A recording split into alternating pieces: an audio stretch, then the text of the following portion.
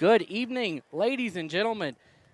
We are live here from Middleton High School for Treasure Valley game night. We finally made it, right? Football season is upon us, and we've got a doozy of a matchup. Hi, I'm Logan Green alongside Alex Johnson on camera for a production of Treasure Valley game night, which is presented by Mountain West Bank, also in partnership with your local Toyota dealer, Project Filter, as well as the Idaho Department of Health and Welfare and Valleywide Co-op and Country Stores. Welcome to Middleton High School. We're set for the opening kickoff of Idaho High School football. Maybe a couple teams are 10 minutes further along. The JV game here ran a little bit long, so they pushed kickoff back. This will be the opening game for the Middleton Vikings at the 5A level. Their first time stepping up here to play in 5A. They will play against the Rocky Mountain Grizzlies, who have been no stranger to deep playoff runs year after year. And according to a lot of pundits out there, you know, whether they're right or wrong, this is a team that a lot of people like to end up in the state championship game this year. Of course, they were knocked out by a couple of Ian Hershey field goals off of the foot of the Highland Star, who is now an ISU Bengal. Rocky Mountain fans probably don't want to hear about that any longer. Neither do Eagle fans, for that matter. But here we go. Rocky Mountain is set to kick it off, taking the opening boot for the Grizzlies. Will be number 35, Dawson Anderson, the 5'8" senior, who will get things started. Back to receive for Middleton, number 1, Colton Moore. And it will go to Moore. Moore, it goes over his head. Officials wind the arms, and Moore is off. And a bad start for the Vikings. That's not what you want on the first play of the season. They get out of coverage, out of trouble, though, and bring it up to around the 14-yard line. Well, they will take over 1st and 10 on this 2022 season. The Vikings come in with a new quarterback this season.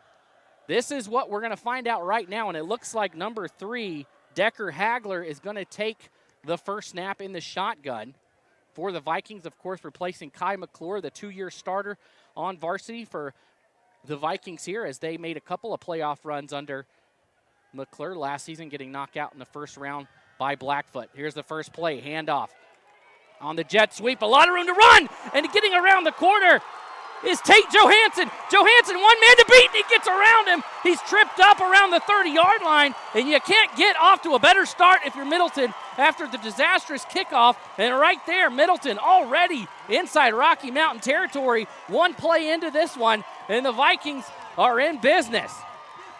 A jet sweep taken by Tate Johansson came around from the far right side, and he got a lot of blocks. And Middleton on the first play showing everybody, hey, don't discount us. You saw the coaches poll come out, the coaches preseason rankings, and Middleton picked dead last in their side of the 5A SIC, and they must not have taken well to that. Hagler, he'll go out on the flat and stopped immediately. What a stop on the outside. Number 6, Troy Wilkie with the tackle. Cole Holman received the quick pass on the flat, but Holman went nowhere. So an exciting start here to get things going here at Middleton, and it's actually drizzling right now. A little bit of raindrops on the computer. That's terrific. So it doesn't want to rain all summer until right at this exact moment. But it looks like it might just be a quick little sprinkle. 2nd and 14 for the Vikings. Ball spotted at the 31. Hagler across the middle, and he hit Holman right in the numbers. But he drops the ball around the 24-yard line. Would have been a decent pickup for Middleton. That'll bring up 3rd and 14. Of course, Rocky Mountain, state champions 2 years ago. At the 5A level, Rigby has been to 3 state championships in a row. They've won 2 of the last 3, the other one going to these Grizzlies. So 3rd down, Hagler steps up in the pocket, trying to scramble for it. Can he get there? He will not. He'll pick up about 8 yards. We'll see where they spot it. Wow, they're only going to give him up to about the 23-yard line. So it'll be 4th and 6 for the Vikings after the really long jet sweep play. All of a sudden back up to 4th down. 10:06 to go here in the first quarter. Thanks for joining us here for Week 0 football here on IdahoSports.com. And a flag coming out. It'll be a delay of game against the Vikings. So it makes a 4th and 6, now a 4th and 11. 9:59 on the clock as the whistle blows. It's 4th and 11. So Joe Hansen gets Middleton in good field position if you're just joining in on a long, a 60-yard run to start it off. Hagler dropping back deep, and he's going to be wrapped up and sacked. He flipped it forward, and it got intercepted. The officials are coming in and blowing it dead, but I tell you what, it sure looked like Art Williams scooped it off the ground before it hit. But the officials very adamant, they are field level, we are not, very adamant that that ball hit the ground. It'll be 1st and 10 on their own 28.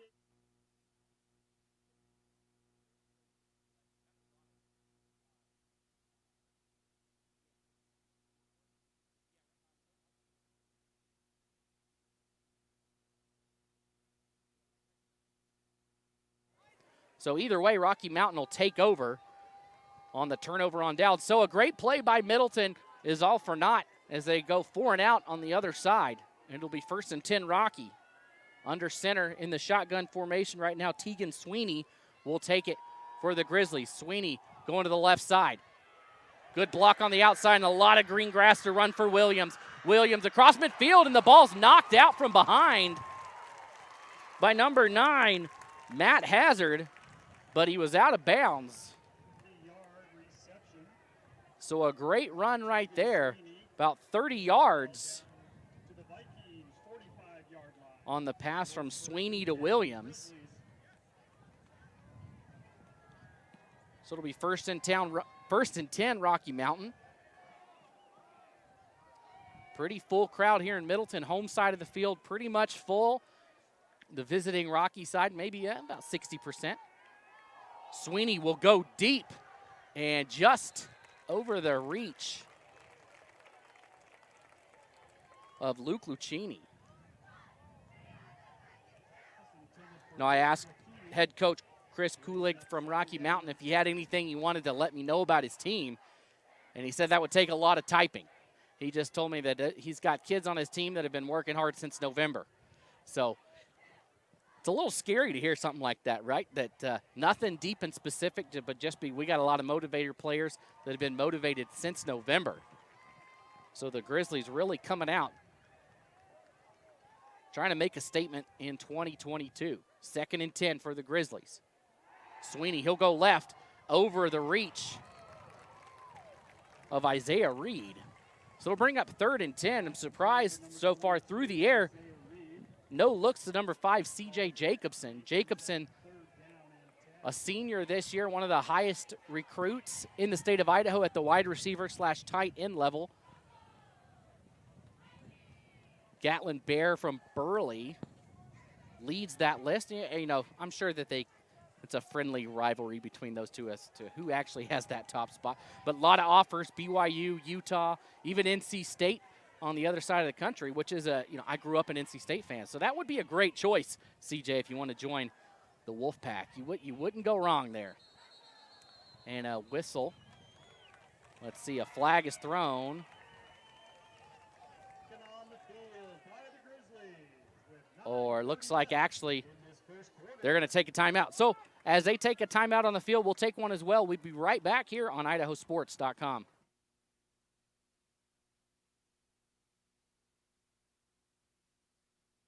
We're Valley-wide country store. For 100 years, we've been your #1 choice for food, fuel, farm supplies, and just about everything else you could need to get you through your day. We know you work until the job is done, and so do we. For gas on the go, or a little extra to help you get down the road, you can count on us. We are proud to employ your neighbors and to be a cornerstone of your community. We're Valley-wide. Yesterday, today, and tomorrow. We're here for you. Welcome back, everyone. Big 3rd down play here for Rocky Mountain as they sit on the 45-yard line. 9:30 to go. If you're just tuning in, Middleton had a big, roughly 70-yard run to start the game off, first play of the game, but then came up short Ended up turning it over on downs. Rocky Mountain, a handoff up the middle, and falling down off his own man is a running back, Albert. Albert goes down after a gain of about 3. So it'll be 4th and 7. Ball will be spotted at the 42, and Rocky Mountain is bringing out the punt team. So for a Middleton defense that had a lot of troubles on defense a year ago, getting a stop on their first defensive opportunity at the 5A level is one that they'll be content with, as they'll get another opportunity here on offense. Middleton last year really struggled with the run defense, and Rocky had a phenomenal run offense. So something had to give, and it looked like it was Middleton's defense. The punt is short, and it kicks back and takes a Middleton roll, and it'll be down at the 20-yard line. Those were one of those where it goes shorter than the coverage. Gets a little dangerous if you're the receiving team. You never know if that ball will bounce off of your back. But for Middleton, it drops harmlessly to the ground. It'll be 1st and 10 as they start at the 20-yard line.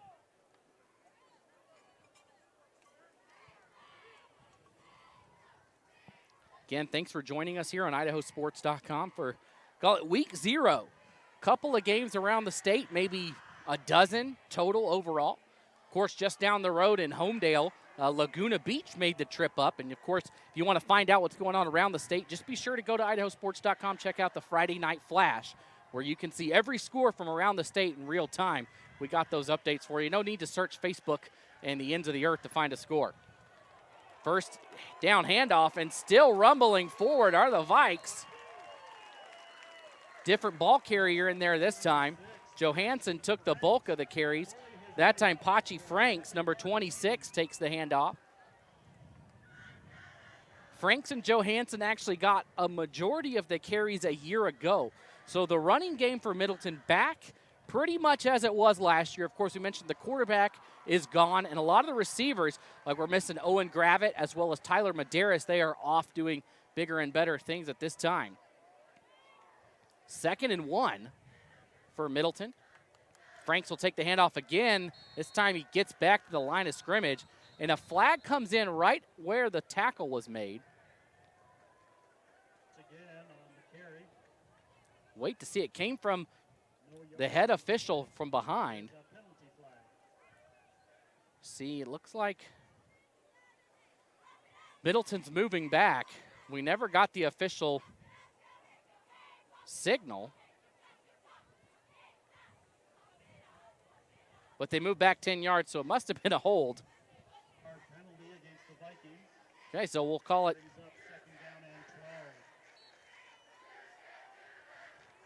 So 2nd and 12, they'll call it. 7:47 to go here in the first quarter. Hagler in the shotgun has 2 receivers to the left, 2 up top. Franks beside him to his left. 10 in the box right now for Rocky. Hagler back to pass. Hagler has to step up, and he's going to be sacked by a horde,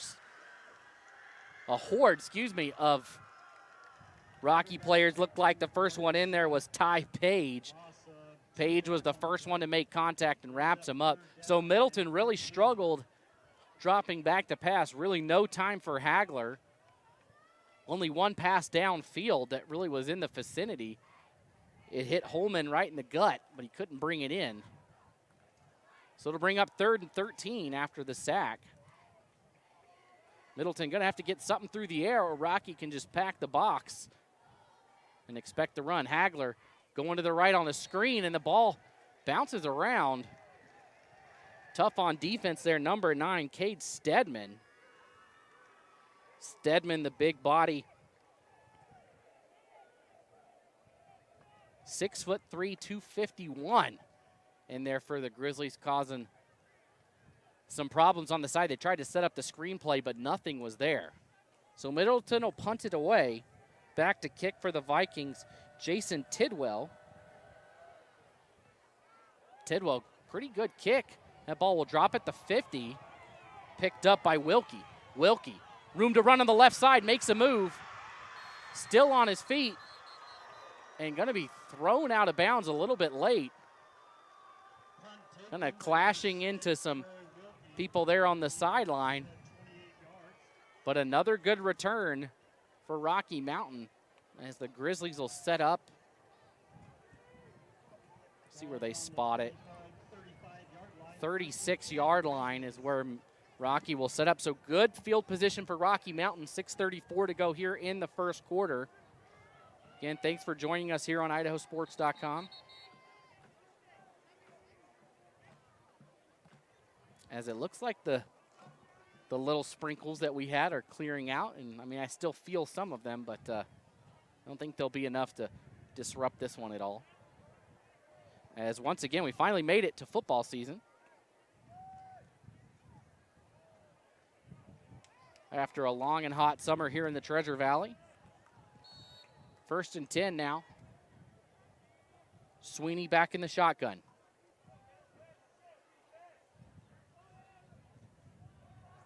Sweeney hands it off, this time a new ball carrier. Tayshawn Reese will take it, the sophomore.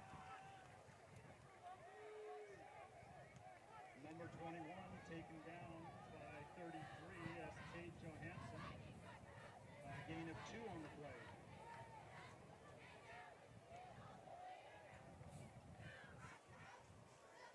Second and 5. Sweeney will go left. And this time he finds Jacobson. Jacobson makes a move, and Jacobson's got the first down for Rocky Mountain.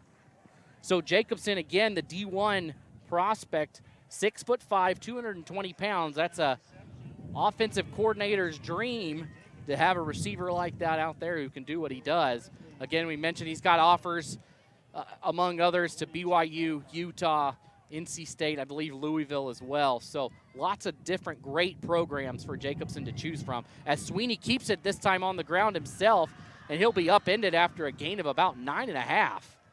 So a good quarterback keeper there as Rocky Mountain crosses into the red zone for the first time tonight. 5:40 to go here in the first quarter. Still no score.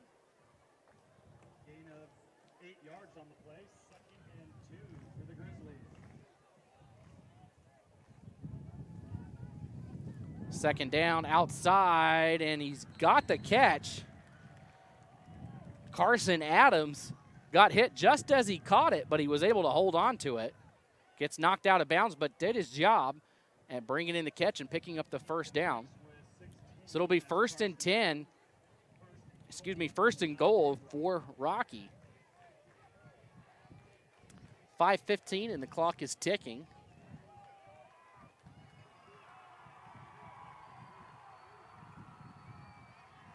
There's a handoff to Reese again, and Reese is going to lose about a yard. Might have lost 2 yards. They're going to spot this thing back at the 10. So Tayshawn Reese had that hole evaporate quickly. It'll be 2nd and goal now for Rocky.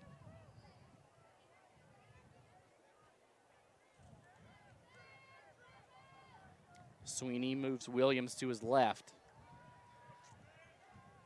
Sweeney rolls to his right. Going to the end zone and knocked away. What a defensive play by Tate Johansson. So he has the 2 best plays of the day for the Vikings. The long 70-yard run, and then that one knocked away in the back of the end zone from Luke Lucchini. That was going to be a touchdown if Johansson doesn't get his hand on it. So he forces 3rd down. As the Vikings live to fight another play. 4:27 on the clock here in the first quarter. Sweeney back in the shotgun. Over here on the near side, you have Jacobson and Lucchini. This time they'll keep it on the ground and wrapped up by the ankles. That's Cole Holman. Number 44, Holman brings him down. Big tackle by Holman. Bring up 4th down. Rocky Mountain will bring out the field goal team to try and get the first points on the board of this young 2022 season. No, I stand corrected. I thought they were bringing out the kick team, but they're not. They're going to go for it. 4 wide receivers out. One running back to the right of Sweeney. They discuss it. Man in motion coming across for Rocky. They have 3 down here on the near side. Sweeney, he'll go across the middle and incomplete. So the defense hold for the Vikings And Rocky cannot convert on the gift of field position. So the defense bends but does not break for Middleton as they stand with it here. And they'll take over on downs. We'll take a quick break and be right back here on IdahoSports.com. High school sports teams are known for their unity. No matter what's happening on the field, they stick together. Players, coaches, students, parents. One big family. That's why Mountain West Bank is so proud to sponsor Idaho high school sports. Today, tomorrow, together. And welcome back. Again, this is Treasure Valley Game Night presented by Mountain West Bank. Again, thanks to Mountain West Bank for being a sponsor here of this great season-long event of Treasure Valley Game Night. Middleton will keep it on the ground this time. They pick up about 2 yards. That time, Pachi Franks keeps it on the ground. And Middleton really hasn't shown any threat through the air at this point. If I'm Rocky Mountain, I'll give them those 2 or 3 yard runs all day, every day, and kind of threaten them to throw it through the air. Say, we'll let you have that until you show us you can do it. And this time they are lined up with 4 receivers, and Hagler will keep it himself. Hagler scrambles forward, and he picks up about 7 yards. It'll be 3rd and 1. Maybe 3rd and half a yard now for Middleton. As the Vikings have taken over the last 2 possessions back inside the 20. All possessions actually have been at the 20 or further back. Of course, the opening kickoff, they took over around the 15, and this time a stop around the 8. And a whistle going to be blown. And timeout going to be called. So timeout called by Middleton. We'll take another quick break and be right back here on IdahoSports.com. Ads like this keep popping up, but I see through the hype because those vape clouds people claim are just water vapor contain as many as 31 different chemicals, like formaldehyde, the stuff they preserve dead bodies with. And while the flavors sound all harmless, we still have no idea what these ingredients could be doing to our bodies. But I already see vaping for exactly what it is. Get the real facts at BehindTheHaze.com.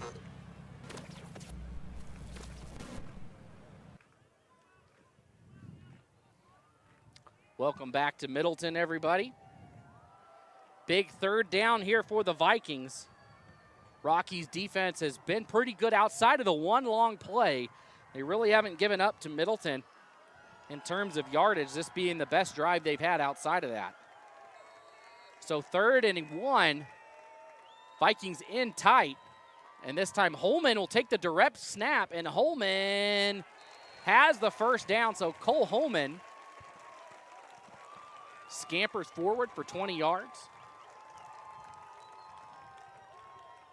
I believe Cole has some family watching out there. I heard from his parents. So hello to the Holman family, or if you're not Holmans, you're related to him. So hello out there. Thanks for watching here on Idaho Sports.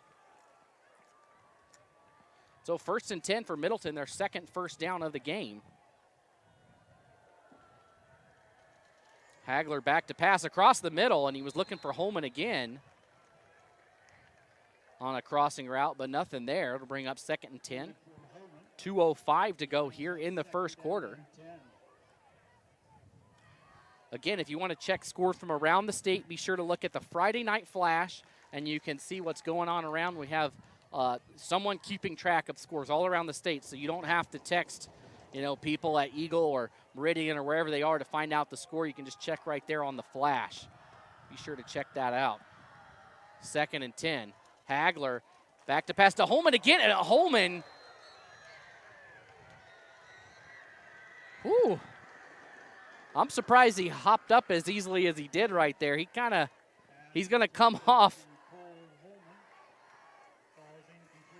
He was kind of left floating out there in no man's land and got hit by Troy Wilkie. He seems to be fine, which is good to see. So it'll bring up 3rd and 10, 2 minutes to go. As Hagler back in the shotgun, 2 receivers up top. Two here to the near side.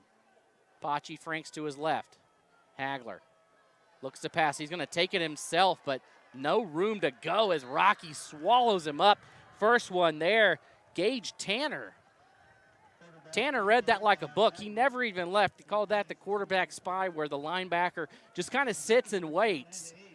And as you see, Middleton hasn't been able to complete a pass downfield all evening. Well, he's content just staying there and waiting for Hagler to make a move, and he does so. And Tanner able to wrap him up, the 6'1", 210-pound senior. And here's the punt for Middleton. Almost blocked, but a great kick this time, as the ball will be fair caught at, we'll see where they say he was, a 45-yard line. So that's where Rocky Mountain will take over, 1st and 10. You know, you'll notice when you came into this webcast that each school had some businesses listed there below them. Those are called our great power boosters. Middleton, couple great power boosters for them. Dona Janka with PacRes Mortgage, Garbanzo's Pizza, Evade Pest Control. So we'll have Austin Colton Homes of Idaho. You know, if you want to be a power booster, just reach out to sales@IdahoSports.com. So in this time, a different receiver, or excuse me, a different quarterback taking the snap. This time it was Britton McClure, the 6'2" senior. So McClure takes over for Sweeney. Not sure why. Sweeney looked good. Maybe a different game plan by Coach Kulik, as we have 53 seconds to go here in the quarter. McClure will give the handoff up the left side, and what a hit. But he didn't wrap up, but Middleton recovers. Tell you, a big hit was put on by number 9, Matt Hazard. Hazard knocked the running back backwards, which was number 3, Brecken Albert. Well, they're going to say it was Sam Nuffer was the first one to make contact. So Nuffer pushes him back, but doesn't wrap up and allows Albert to stay on his feet. Albert may have lost a yard or two if he wraps up. So 3rd and 2, 12 seconds to go in the quarter. Rocky looking to throw. McClure, he's going to be sacked. No, he gets out of it, and he's going to get the first down. What a play by McClure, and he rumbles forward for about 17 yards. So what looked like a sure sack in the backfield, McClure fights out of it, and that is how we end the quarter. So Britton McClure, 6'2", 215 pounds back there. He's a big guy, hard to take down, and Middleton falls victim to that as he rumbles forward for 17 yards. So that'll do it for the first quarter here from Middleton High School. We'll take a quick break and be right back with the beginning of the second quarter here on IdahoSports.com. We're Valley-wide cooperative. For 100 years, we've been your first choice for residential and commercial propane, fuels, oils, and lubricants. We service HVAC, install water heaters, propane tanks, and accessories. And yes, we'll even deliver right where you need it. Because for us, serving is more than a job, it's a way of life. We are proud to employ your neighbors and to be a cornerstone of your community. We're Valley-wide. Yesterday, today, and tomorrow. We're here for you.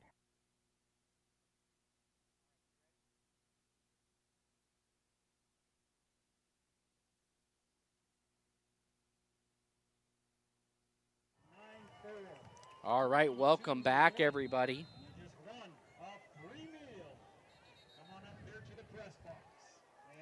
To Middleton.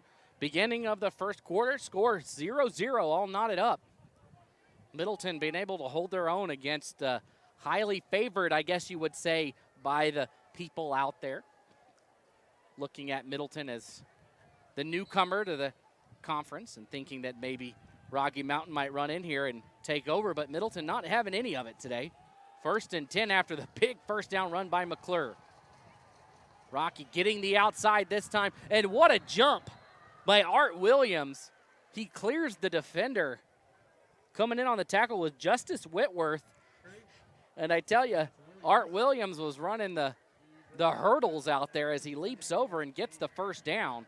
So back-to-back big runs by Rocky has them knocking on the door of the red zone again. as they got into a 2-goal situation, but turned it over on downs. Last time out.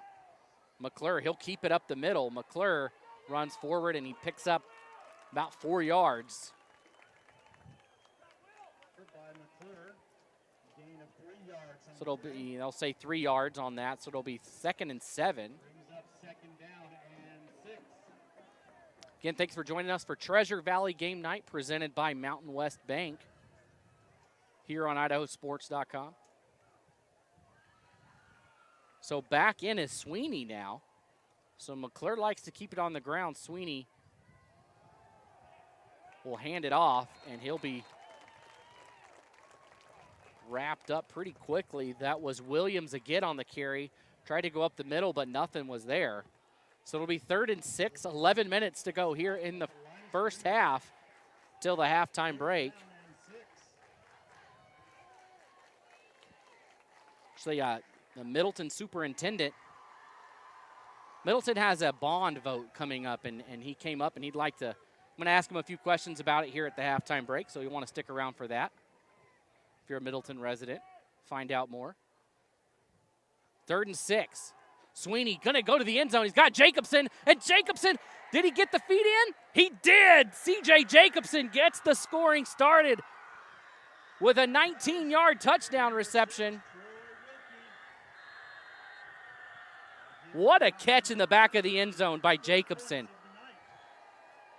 Talk about towing the line. He was back there with very little real estate and brings it in for a touchdown.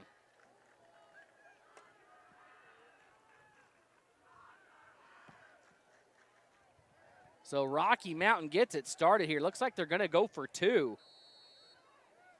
So Jacobson, again, we mentioned it, multiple big-time D1 offers for him. No decision made yet.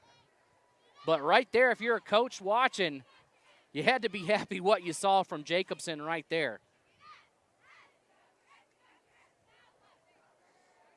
Again, I know he's got an offer at NC State, and I grew up an NC State fan, so personally, I think that's the one he should take. So if you're watching, Coach Doran, hello. All right, 2nd down, or excuse me, 2-point conversion on the way. Sweeney goes across. That one's intercepted. And that should just end the play. It does. It was picked off by Cash Weeks. And now Weeks listed as a quarterback on the roster. From what I had heard, he might be one of the ones being considered for quarterback. So a flag is thrown. We'll see if it occurred before the interception or after. But Weeks, at least from what we've seen from Hagler, maybe get a chance at some point in this game, as we haven't seen the Vikings be able to go deep yet. Still no word on this whistle.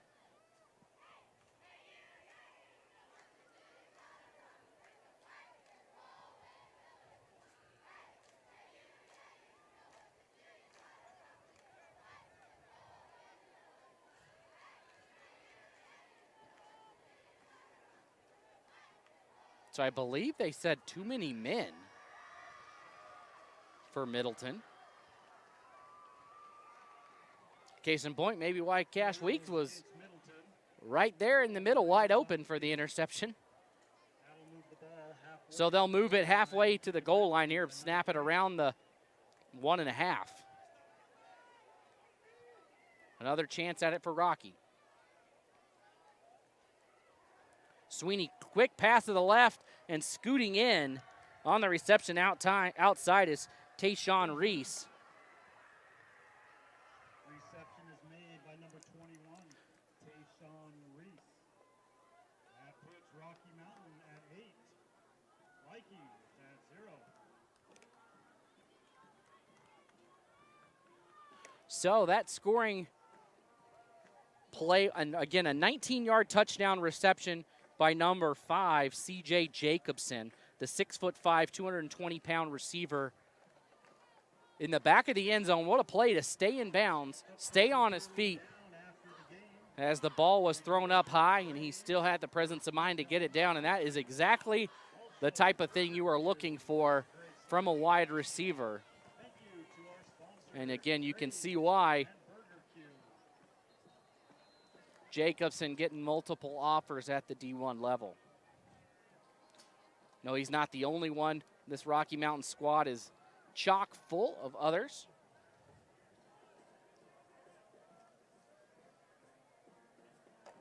A determined squad this is here. Looking to wash the bad taste out of their mouth from a year ago. Of course, they lost in the playoffs to Highland in a game played at Rocky Mountain, in which Ian Hershey was booting field goals all over the place for Highland as that kickoff is underway, and Johansson will take it for the Vikings. Johansson, he's across the 30, so the best starting field position of the day by far for Middleton as Johansson takes the return, about 25 yards up to the 33. So every possession so far for the Vikings had been very backed up. This time they'll take over at the 32. That's where they'll finally spot it.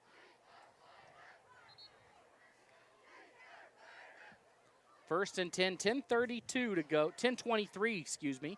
8-0, Rocky Mountain with the lead on that 19-yard touchdown pass from Sweeney to Jacobson in the back of the end zone.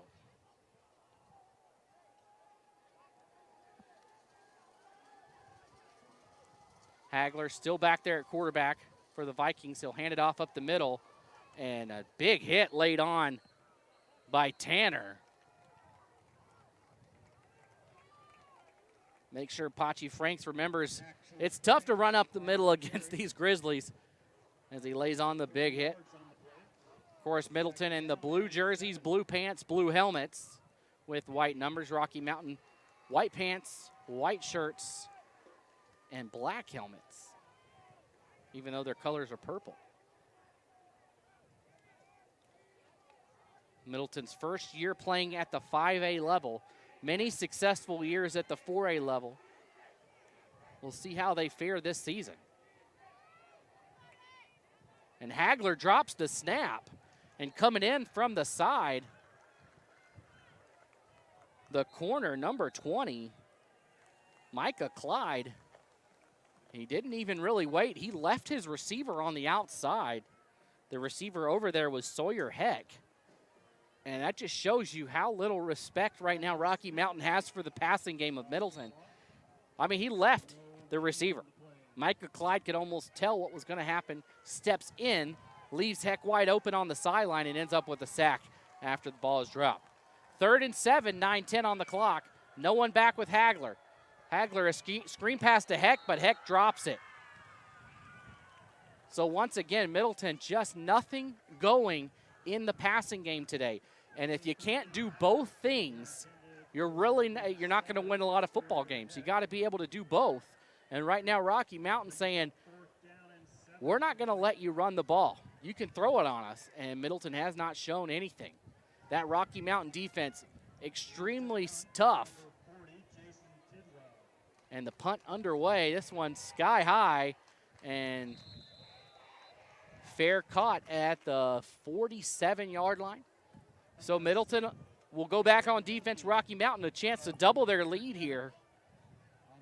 As really no yards gained for the Vikings outside of that very long run on the first play from scrimmage. A 70-yard run by Johansson, and outside of that, a first down here and there for the Vikings. But they have struggled to move the ball. Rocky Mountain defense coming out to play. Middleton's too, for that matter. They've held their own here in their first game at the 5A level against a tough Rocky Mountain team. You know, I mentioned it earlier in the broadcast. We'll get to it here after this play. As Sweeney waits back in the shotgun. Sweeney still waiting all the time. Wide open and dropped. Tayshawn Reese was so wide. He was open as Denny's over there around the 35-yard line. Almost caught him off guard. Just a breakdown by the defense, but they live to fight another day. But Middleton, by the coaches, picked to finish last in their side of the 5A SIC, and I don't think that you're going to see them finish that. I'm not saying they're going to finish first. I'm not saying they're going to make the playoffs. I think that they're going to be better than a lot of people think, and I mean, we're seeing it right here tonight. Middleton holding their own, and 8 is just a one-score game about halfway through the second quarter. 2nd and 10 for Rocky, and a flag. Delay a game going to be called against the Grizzlies. So their first penalty of the night. Middleton has 2. They also have a delay of game. They had a hold, so 3 penalties. They had a hold, and they also had too many men on the 2-point conversion, which turned out to be costly as Rocky Mountain failed on that attempt and then converted the second time. So 2nd and 15.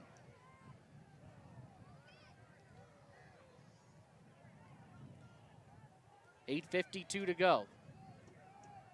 Sweeney empties the backfield as he sends Art Williams to the far near side here. Looks like almost a screen being set up. Sweeney going deep, and Jacobson gets away. He's wide open, falls into his arms, but he'll tiptoe out of bounds. See where he stepped out? I thought maybe he was around the 14 where he stepped out.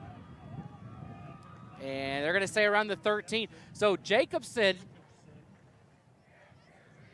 he got Whitworth real good on that in move, and he was wide open. It was just a pitch and catch for Jacobson, who's got 2 receptions on the night, a touchdown, and then that big second down conversion of about 35 yards, and a handoff to Williams. Williams still on his feet, and Art Williams, he'll be right at the first down marker. Looks like it might be 2nd and about 1.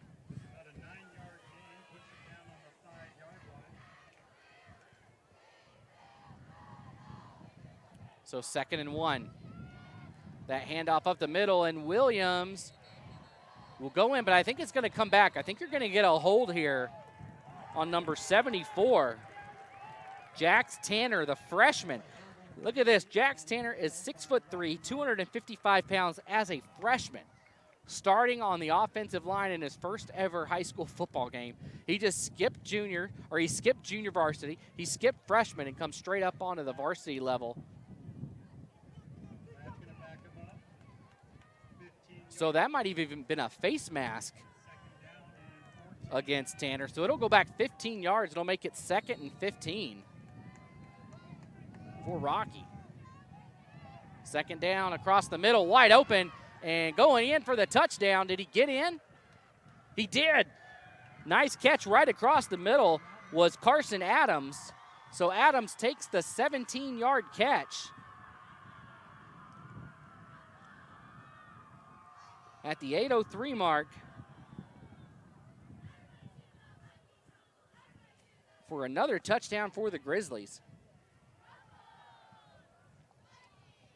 as they go on top 14-0.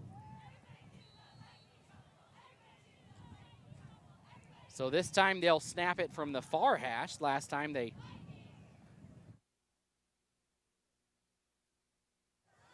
they'll try here for the 2-point conversion. Sweeney comes back to the other side, and that one almost intercepted, but no good. So it'll stay at 14-0 on that. We'll take another quick break after that touchdown and be back here on IdahoSports.com.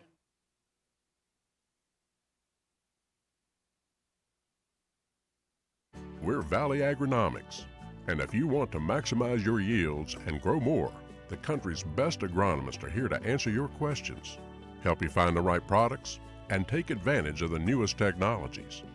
Whether you farm 1,000 acres or you're just starting out, we will be here for everything you need to help your farm grow. We're proud to employ your neighbors and be a cornerstone of your community. We're Valley Agronomics, and yesterday, today, and tomorrow, we're here for you. And welcome back to Middleton as Rocky Mountain set to kick things off here to give it back to Middleton after that touchdown drive. Rocky really hasn't been forced to go on a long drive yet. It's really aided them. That drive only about, they took over at the 47-yard line. It's only 53 yards for the Grizzlies to pay dirt. Middleton just has not been able to move the ball, which has resulted in good field position and an onside kick. Middleton's front line completely went back, was not looking at all. And scooping it up is number 35, Dawson Anderson, the kicker. He just did a little dribble kick and followed it the whole way, waits for it to go 10 yards, gets across the midfield there where it needs to get, and he just falls right on it and slides down. I tell you, if he could have advanced that, he had a lot of space. You can't advance the onside kick, but if he had picked that thing up, Middleton's defense was, or the return team was still running backwards. So Rocky Mountain on the sneak onside kick will take over again, this time inside Viking territory. Another possession of good field position.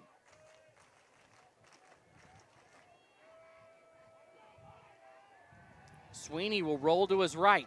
Sweeney's got all day. He's going deep, looking for his man deep, but he can't connect. Like Jeff Thompson. There was 3 different receivers. I think he was intending for Jaron Ikibi, but he had a couple of choices. Jacobson, but the one at the end of the day closest to it was Jeff Thompson, but Thompson just out of his reach. So Sweeney chucks that thing from 50 yards and makes it look easy into the end zone. 2nd and 10. Sweeney will roll right again, and he'll go to the outside to Jacobson. Jacobson tiptoes the line again, gets his first down, and will reset the chains. 14-yard pass for Jacobson, or completion. So another first down for Rocky Mountain. And a timeout going to be called by the Middleton defense. Right now looking a little bit out of breath. In need of a spark of some sort. That onside kick kind of took the air out of the stadium, out of the team. They need some sort of spark to get it going. Again, week 0 here on Idaho Sports. Be sure to check back to the broadcast schedule every week to see where we're going to be at. We'll be at a lot of these Middleton games. Looking around the state right now, Bora leads Capital close to the halftime break, 14-0. A lot of people were high on Bora coming into the year, and they're showing it, leading Capital 14-0 late in the second. Rigby, Coeur d'Alene playing each other. Of course, that a rematch of the state championship game a couple years ago.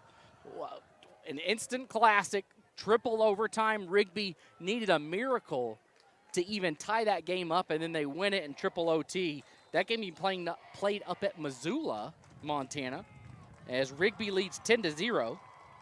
Just down the road at Meridian, the Warriors are tied up with Eagle 7-7.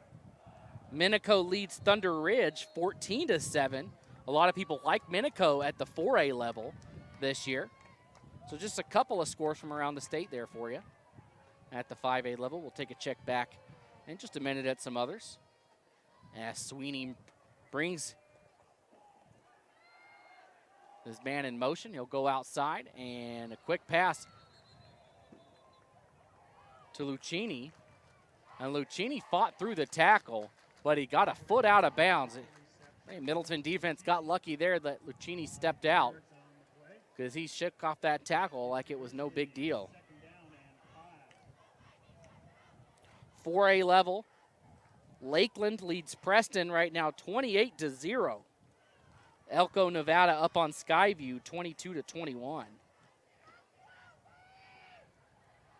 So 2nd and 5 now for Rocky, looking to add to this 14-0 lead. Sweeney, he's going to look deep, and he's got a man in the end zone, just out of the reach, though. Again, he was looking for Lucchini, but just out of the outstretched arms.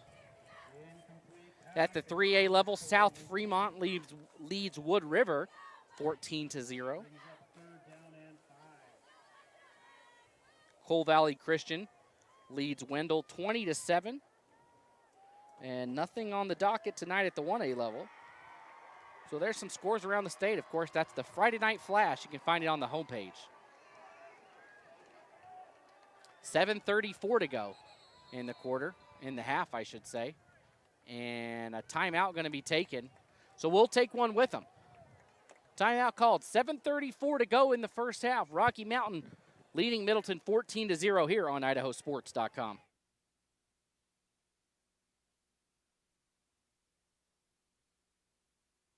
Dad knew how to cut a rug. And thanks to him, so did I. It's the same at Mountain West Bank. When it comes to banking, they guide me through every step. Mountain West Bank. Today, tomorrow, together. If you don't know what's possible, it's hard to ask, what if? Which is why Next Steps was created, where you can explore career paths, learning options, and what's possible in Idaho. So keep asking what if at Next Steps.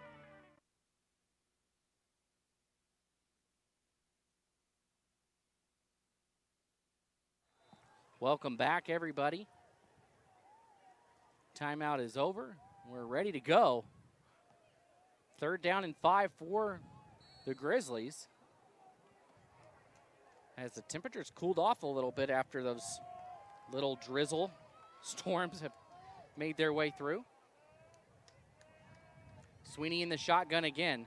Sweeney under pressure, and he's going to be brought down.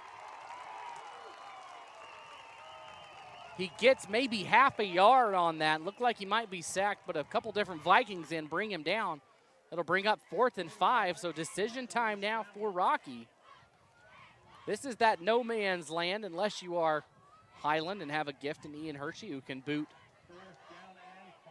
50-yard field goals like they're no big deal. But kind of you're out of punting range, you're out of field goal range, so Rocky's going to go for it. Sweeney back in the shotgun. Nobody beside him here.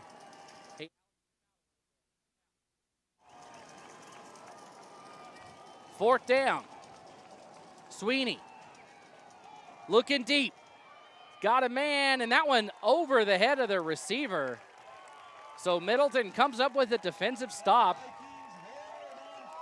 which they've been able to do a couple times. So is this the spark the Vikings need? You can hear the crowd, a little more energy than we've seen tonight. Team a little more excited as well. See if this is the spark the Vikings need on offense. Again, I think they got to go to the air successfully to open up the defense. As Rocky's defense, so good against the run, so good against the pass. And it looks like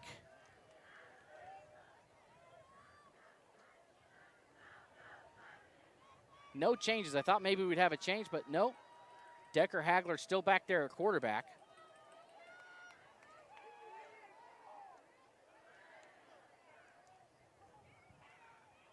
Handoff up the middle. And Pachi Franks, there's just nowhere to go. That front four for Rocky, so big, so tough. No room to run the ball. Middleton has found minor success running the ball along the edges if they can get to the outside. But again, the outside is so fast as well that it's been tough for them to get any sort of advantage.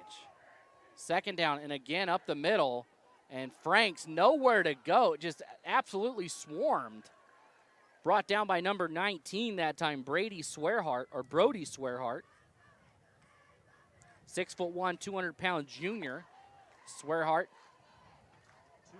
no doubt, and again, Middleton just, they're getting small little chips here and there, 1 yard, maybe 2. They're going to need something bigger here. 3rd down and 6 for the Vikings.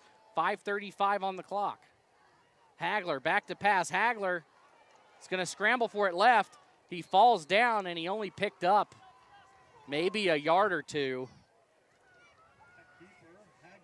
And yeah, they're going to give him a yard, so it'll be 4th and 5.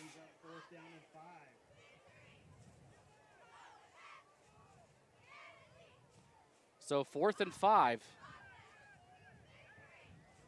And Middleton will punt it away. Back to punt once again for the Vikings. Jason Tidwell.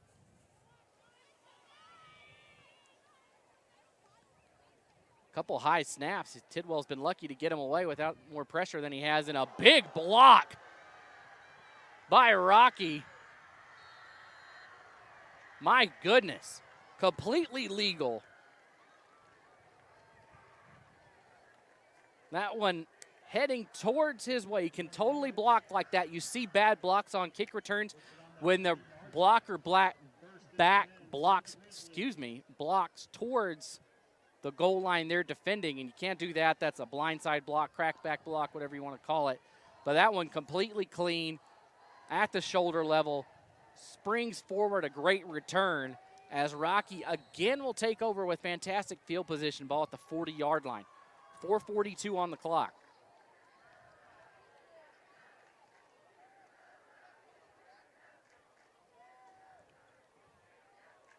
Middleton Stadium. Sweeney will go back to pass here. Sweeney wide open in the middle of the field and into the end zone. 40-yard pitch and catch to Jeff Thompson. I tell you, Thompson was just standing all by himself around the 10-yard line.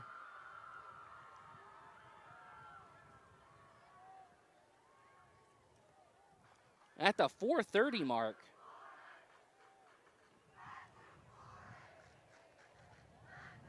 As the Rocky Mountain fans chant back to 4A over there. So, student sections are going to do what student sections do, right? But a 40-yard catch by number 26, Jeff Thompson. So Rocky has thrown 3 touchdown passes, all from the arm of Tegan Sweeney. And he's hit 3 different receivers, as this time they kicked the extra point. And a heck of a kick put up there by number 35, Dawson Anderson. So Anderson boots it through, and 21-0, Rocky Mountain. I was mentioning Middleton's field is built very in favor of the home team, as most fields are. But the stands here completely shaded below us. I mean, you can kind of see that the Middleton team down there in the shade. But across the way, Alex, if you look over there across the field at the Rocky Mountain fans, you see them just getting a nice tan over there in the sun. No shade to speak of on the other side of the field. So very advantageous, right, to play at home. You get your fans are happy, your team is happier in the shade. At least I am. At least I am. I guess I can't speak for them. Maybe they like to be in the sun. All right, 4:30 to go here. Rocky Mountain really putting it to Middleton here in the second quarter. 21-0. As it was 0-0 at the end of the first. But Middleton just has not been able to get anything going on offense. And it's kind of a pooch kick, and Middleton picks it up on the bounce. Some room to run here, but it just evaporates so quickly. Rocky Mountain, they do not stop until that whistle is blown. Colton Moore on the return. They play through. They just do not stop. Very impressive to see this Rocky Mountain defense out here today, whether it's special teams, defense, whatever it is. If they are making a tackle, they are waiting until that player is down on the ground before they stop. And that time, 5 or 6 different Grizzlies on top of Moore before they back off. So once again, coming out is Hagler. 4:21 to go.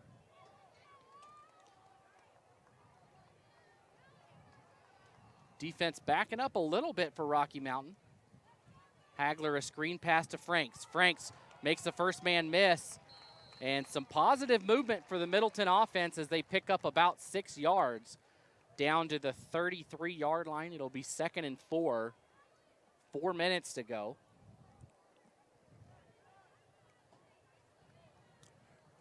Again, if you enjoy hearing all things Treasure Valley sports, be sure to listen to the Prepcast, the Treasure Valley Prepcast on Idaho Sports. And a ball is fumbled, and it'll be recovered by the Grizzlies, fallen on by number 1, Gage Tanner. That handoff exchange from Hagler to Franks just never happened.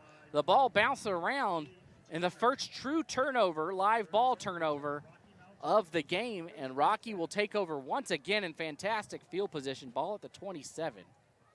But again, I mentioned the Treasure Valley Prepcast. You can find it on YouTube. You can find it on the Idaho Sports homepage. Just click Prepcasts up there at the top, or anywhere that you find podcasts, whatever it is, Apple Podcasts. I don't know. I have a Google phone, so. But just check it out if you want to hear anything about Treasure Valley sports, from soccer, volleyball, track and field, golf, football. We'll cover it all, me and Brandon Bainey, every week on the Treasure Valley Prepcast.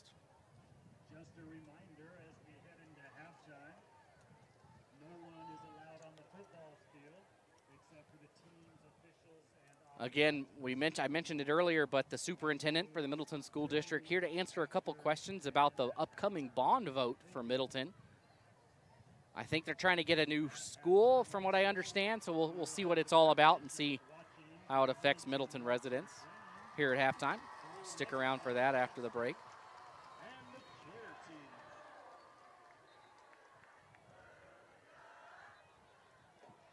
Rocky Mountain brought a lot of students over there.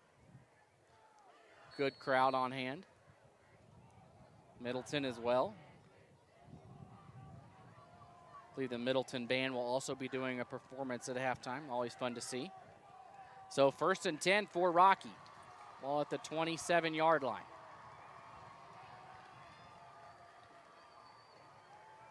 Sweeney rolls right. He hits Williams. Williams gives the little stutter step, and Williams scoots forward for 9.5. He's down there, well, I'll say at 9. 2nd and 1 for Rocky from the 19. brings up 2nd down and 1.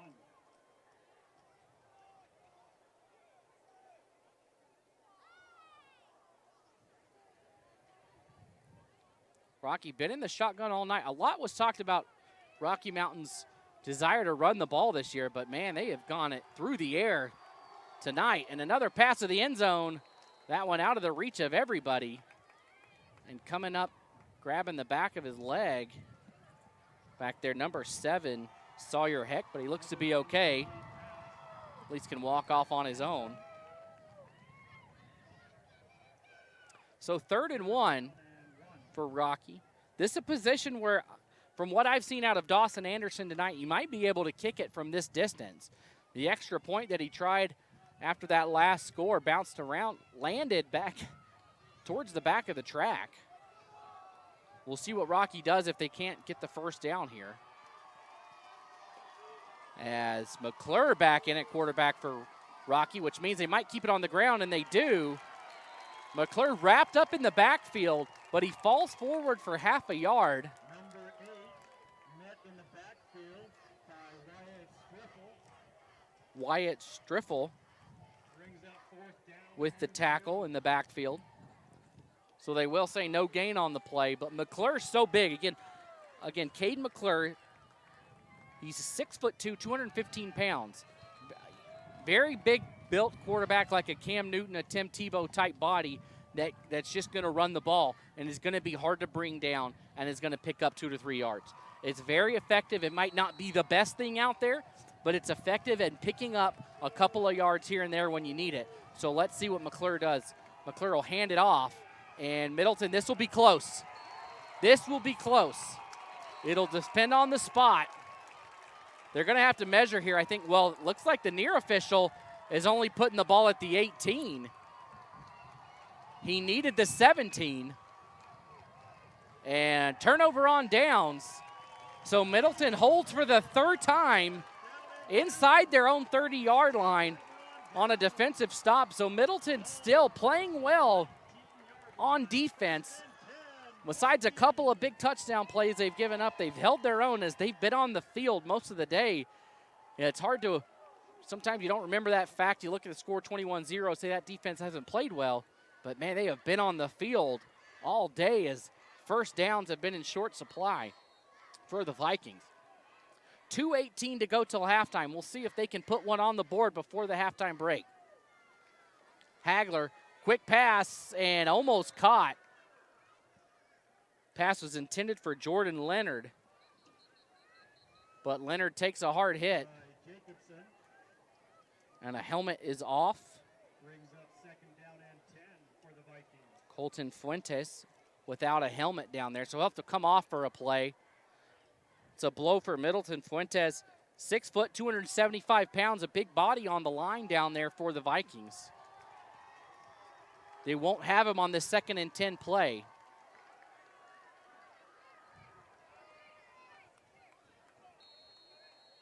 So 2nd down. Hagler back in the shotgun. He has Franks to his right as Holman comes in motion to the right as well. Franks takes the handoff, and again, he only picks up about 2 yards. If Middleton is running up the middle, they're going to get a yard or 2, but that's about it. As Pachi Franks picks up 2, it'll be 3rd and 8. As another 3rd down comes up for the Vikings. Again, Hagler in the shotgun. Coming off for the Vikings was Will DeLeon. As the Vikings wait for the call from the sideline. Hagler has it. 1:35 to go till halftime. Franks with the handoff. Franks, room to run, and I believe he's going to get the first down. He's right at the sticks. We'll see where they spot it. The official calls for time. They had 2 in the first quarter, and this the first one of the second. As you heard that, only 3 first downs for Middleton so far. 1st and 10, Hagler back to pass. He's going to go deep to Johansson, but just overshot him. Kind of in double coverage. He's real lucky that number 32, Parker area, back there as well was number 6, Troy Wilkie. Been some space there, but that space hasn't been found by the Middleton receivers. So Hagler, a screen to Johansson. Johansson rumbles forward, and he doesn't get back to the line. It'll be 3rd and 9. 45 seconds to go. Again, Middleton received the opening kickoff. First play from scrimmage, a Jets not gained more than probably 40 yards of offense since that play. And Rocky Mountain will start with the ball to open up the second half. Screen to Franks. Franks rumbles forward, but the ball is down, still rolling, and Fuentes recovers it for Middleton, so he saves the day. As that might do it. There is 10 seconds left as the clock continues to roll. 4th down, and Middleton might be content with just letting this clock run out, as it does so. So that will do it for the first half of play here from Middleton, as the Vikings struggle in this first half of their trip up to 5A, as Rocky Mountain all over the Vikings, 21-0 at the halftime break. We're going to step away for a quick message, and then remember, join us for a quick message. We'll ask some questions about that Middleton school bond here on IdahoSports.com.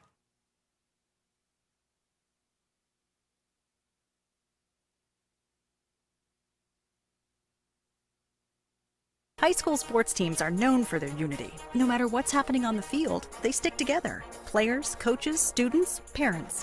One big family. That's why Mountain West Bank is so proud to sponsor Idaho high school sports. Today, tomorrow, together. You can't make summer stand still. So make the most of every last second with a new Toyota at Toyota's National Sales Event.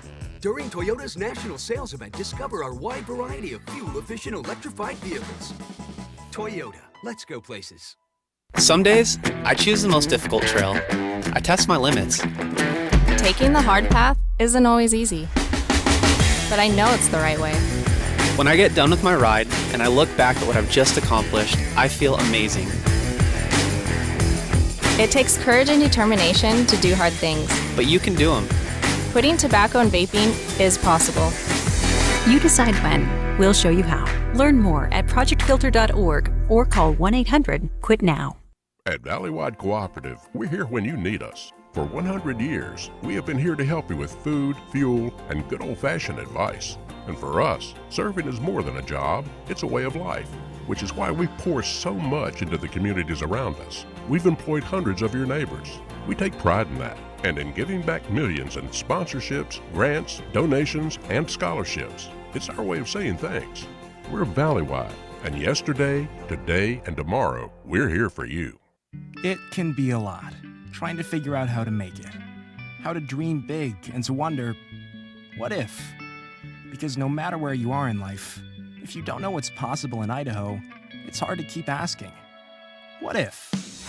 Which is exactly why Next Steps Idaho was created, with everything what if at nextsteps.idaho.gov.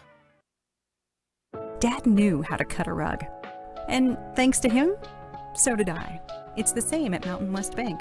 When it comes to banking, they guide me through every step. Mountain West Bank. Today, tomorrow, together.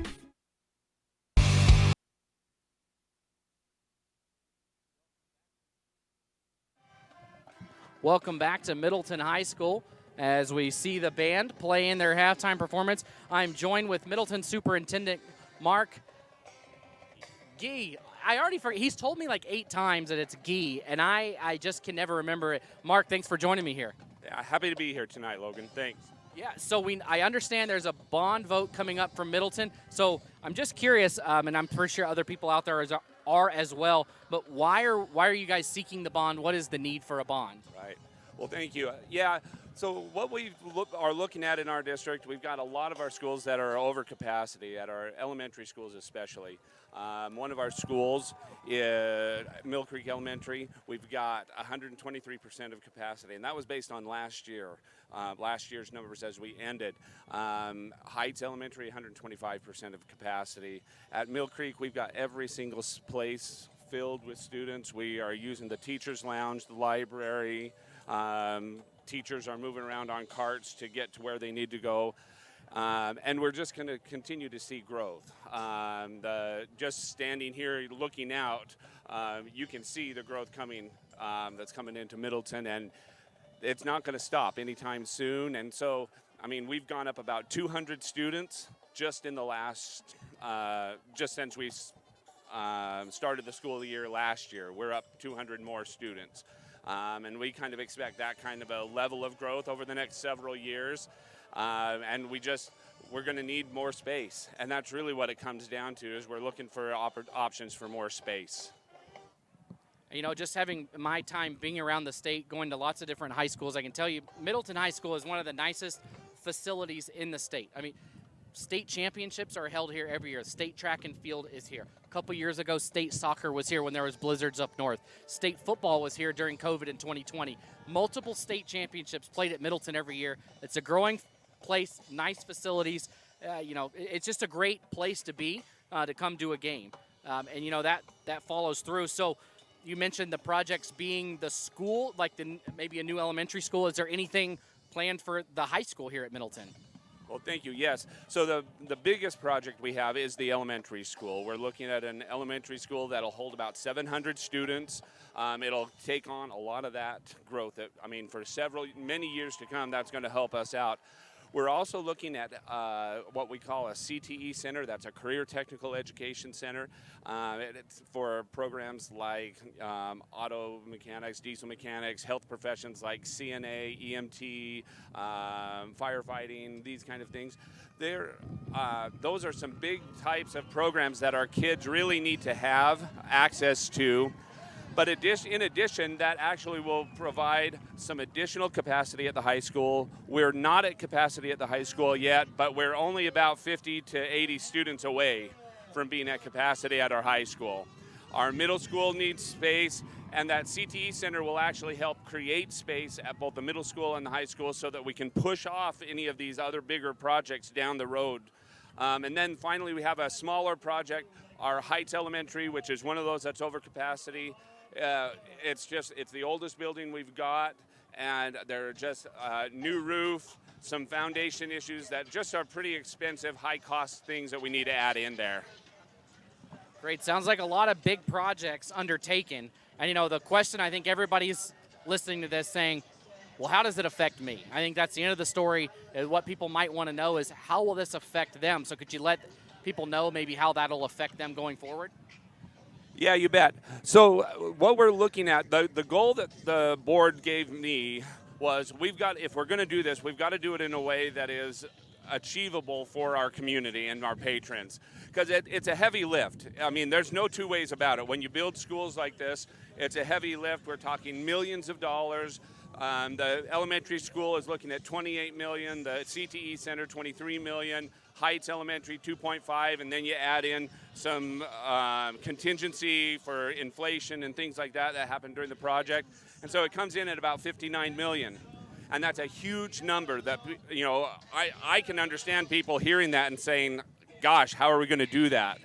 But the way that things are working right now, with the number of people coming into our community, it actually is spreading out the cost for all of these projects, to the point that when we're looking at all of the things we have from the school district, the bond, we have a levy, what people pay this year for the bond and the levy for the school is $225 per 100,000 of property value.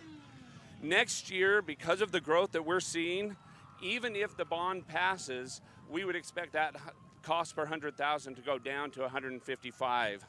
Now, that doesn't necessarily mean everybody's taxes are going down. It just means that cost for the bond is not as high, because we're going to spread that out over 20 years. We're going to roll in what we've got existing on this high school in those funds, and it's a way of keeping it relatively low. Like we did a cost analysis for an average home, and I hate to say average because who knows what average actually is.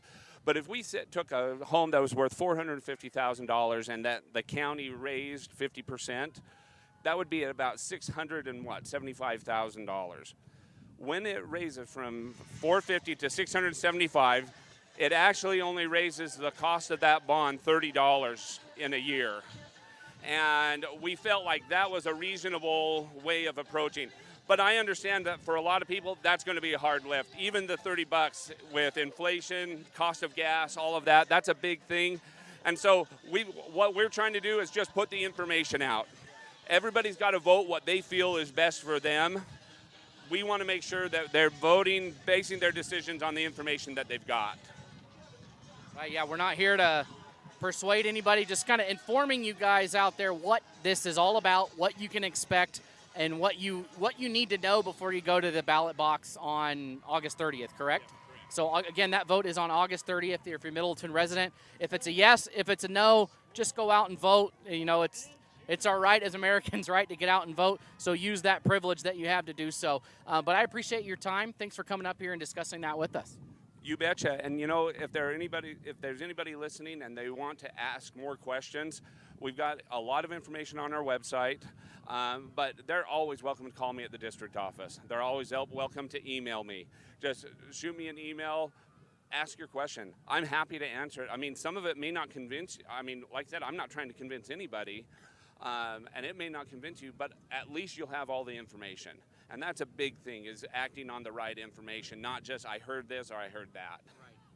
Yeah, I think that's probably one of the biggest things is people hear one thing when it's not true, or they hear something, you know, whatever it may be. So great to have you on. Great to have you kind of give us, just letting us know what it's all about, you guys out there that are Middleton residents. Thanks for joining us again. You betcha. Thank you, Logan. Appreciate it. All right, again, that was the Middleton superintendent talking about the bond. We're going to take another quick break here at halftime, give you the halftime scoring report, and be back for the start of the second half here on IdahoSports.com.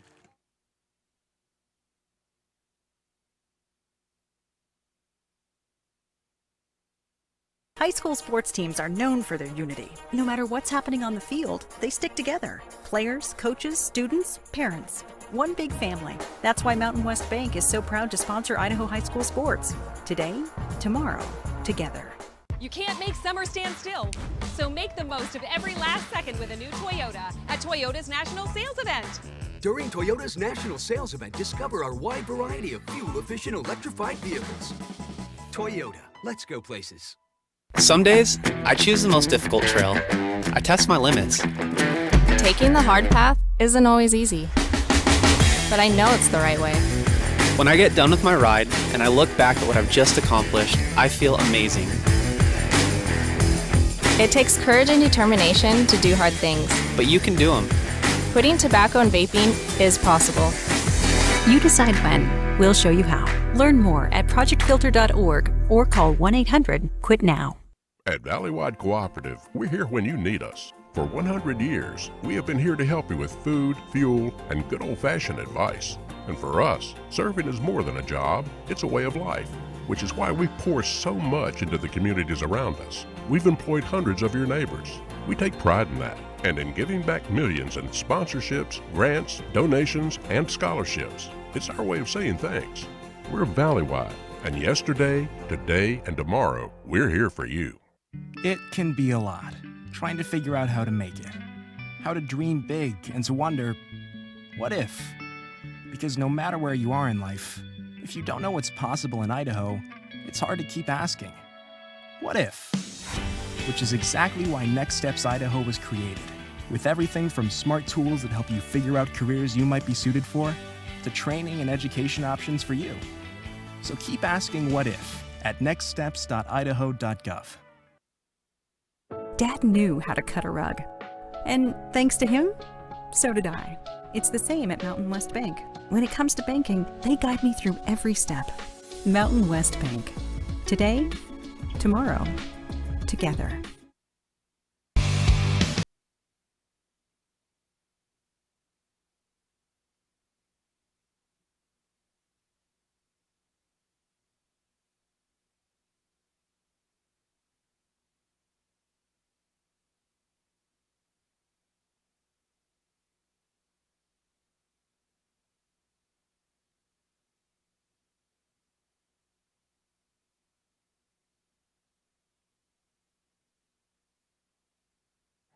Welcome back to halftime here at Middleton, as Middleton trails Rocky Mountain 21-0. Let's tell you how we got here. Zeroed up at the end of the first quarter, but the second quarter was all Rocky Mountain. A 19-yard touchdown pass from Tegan Sweeney mark. Just a couple minutes later, 8:03 mark, a 17-yard touchdown pass. Once again, Tegan Sweeney finding number 16, Carson Adams, for 17 yards, making it 14-0. Then finally at the 4:30 mark, a 40-yard touchdown reception by number 20, deep into the end zone, going for the touchdown, and wide open back there was Thompson. So that's how we got here. Middleton just really struggling to move the ball. That's been the story of the game, I think. From my view, is that Middleton's offense can't get it going. That forces the defense to stay out even longer. They held their own early in the quarter. The first quarter, the defense looked good, coming up with stops. But then as we started going along, that defense just can't be out there all night long without any help from the offense. And they end up giving a couple of long touchdown passes. On the other side, Rocky Mountain, I tell you what, this offense is clicking. Right now they have turned the ball over on downs a couple of times, so not completely flawless for the Grizzlies. 3 or 4 times they've been inside the Middleton 30 and have not come up with points. Rocky Mountain really has stayed on the plus side of the 50 all day long. They've had great field position, great opportunities, have come up short on some of those, but have converted enough to be up 21-0. Looks fantastic. We saw a 50-yard touchdown, or a 50-yard pass that was not completed, but thrown from the 50 that dropped inside the end zone. A great-looking pass. He has got himself a gun for an arm back there. Beautiful throw from Sweeney. Couple times we've seen him right on the money, or just, if I say anything, he might have overshot a couple people here and there. But good arm to have on a quarterback here at the high school level. Sweeney going to do a lot of great things this year. Of course, C.J. Jacobson with that touchdown reception. He'll be playing football somewhere next year at the next level, whether that be locally, Utah, BYU, or maybe even over in the ACC at Louisville or NC State. It remains to be seen what C.J. will pick up or decide to go with some of the offers he has. All right, so the clock has hit zeros. 12-minute halftime. But nobody's out yet. Rocky Mountain finally making it out. Middleton coming out. A couple years ago, Middleton was also in a similar spot at halftime against CUNA. If you're a Middleton fan, you might remember that. Middleton trailed CUNA. Might have been 21-0, might have been 28. It wasn't looking good. They made some changes at the halftime break and came out and ended up winning that game. So in the recent history of Middleton, they have done successfully come back in the opening week. Rocky Mountain, they are a team that will step on it and not let go. They are not going to make this easy for Middleton. They're going to continue to make it difficult for them on offense, to run it down their throat and throw it in the end zone on offense. So right now, Rocky Mountain, I tell you, it is such an advantage that they have back there with Sweeney and their other quarterback, Britton McClure. McClure, if they need a couple yards on the ground, he can do it. He can run it. He can hand it off. He can do his job back there, and he's hard to bring down. So it's great when you can swap out somebody in there. It's one of those, you know it's coming, but it's still difficult to stop. And it's been difficult to stop when he's been in there. Sweeney been able to throw the ball well when he's had to. Middleton just has not been able to throw the ball. They have one completed pass on the night. It was the first throw of the game after the long play, and it was a loss. Since then, there has not been a completed pass by the Vikings. So something's got to change for Middleton. Rocky Mountain, it's pretty much copy and paste from last year. Right where they left off. They are the favorite in the conference this year. We know, according to a lot of people, that's not to say that that's not what will not happen. Or you've got Meridian that's good. You've got Eagle that's good. You've got Mountain View that's good. A lot of those teams will vie for that top spot, but it's going to have to go through Rocky. It usually does. Rocky Mountain, or Mountain View. One of those two schools typically will be in the running as we wind down the clock. They added on 3 minutes and down under 1 now as we get ready. Presented by Mountain West Bank on IdahoSports.com. Again, we mentioned before, if you're interested in being a sponsor of games of any kind here on Idaho Sports, just give us an email at sales@IdahoSports.com. I always say, we love our content. It's all free. It's free to view. It's free to use, but producing it is not. So if you're interested in sponsoring just down even to a single game, you want to sponsor the next Middleton game or next Rocky Mountain game, great. We'd love to have you. You want to sponsor a team on a bigger level, terrific. We'd love to have you on. Again, sales@IdahoSports.com. We can get you connected with that if you're interested. Again, let's take a look around the state at the Friday Night Flash. Again, we mentioned it earlier, Centennial 7-3. Rigby still up on Coeur d'Alene 10-0. Meridian leads Eagle. So Meridian, a team that was a play away from the state championship a year ago. They played Rigby in the semifinals. I was there for that game. Another fantastic finish. Triple, double overtime. Can't remember which one, but it went on forever. It was going to be whoever made the first small mistake, and that happened to be Meridian, and Rigby got the win. Minico all over Thunder Ridge right now, 27-7. And look at this, Owyhee, the Storm, lead Madison right now 7-0. So a little bit of an upset brewing. Madison, a great team from Eastern Idaho, always in the mix. But right now, the Storm with the lead in that one. Going around as well. That's pretty much it. Treasure Valley games. Cole Valley Christian leads Wendell 20-14. And we are underway in the third. Short kick picked up by Rocky. A lot of space to run. I'm surprised there's not a block in the back right there. And there comes the flag. I think that was pretty obvious, at least from my point of view. Sam Nuffer got pushed over the hill into Emmett on that. So I believe there will be a block in the back here coming against Rocky Mountain. The ball was returned up to, yep, they're going to call the penalty against Rocky. It's a little move back. So they're going to spot the ball back at the 26-yard line. So some of the worst starting field position of the day for Rocky Mountain. Rocky Mountain will start with the ball Probably the worst field position for Rocky. As here we go.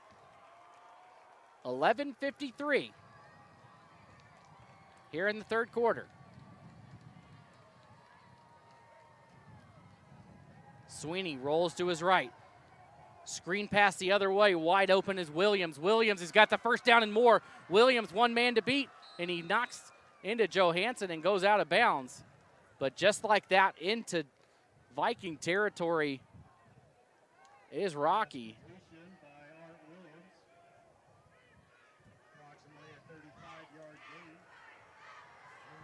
As Middleton really has no answer right now for Rocky Mountain. 11:44 to go here in the third. Rocky's been in the shotgun all night. I don't think either team is lined up under center. Sweeney waits for the snap. He's got three receivers up top, and he'll roll right, and a sack. Just waiting for the whistle, as holding on for dear life was Wyatt Streifel.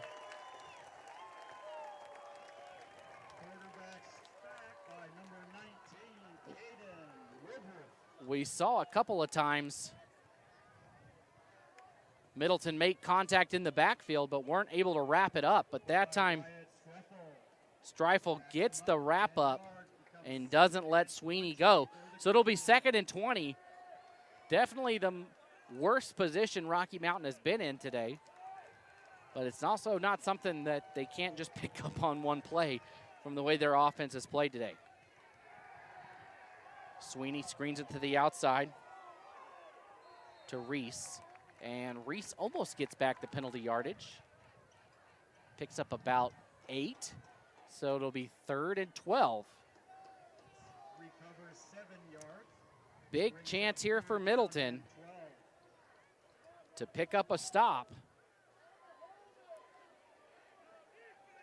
3rd and 12, ball at the 45-yard line. Sweeney has it back to his right, 2 up top, 2 on the near side.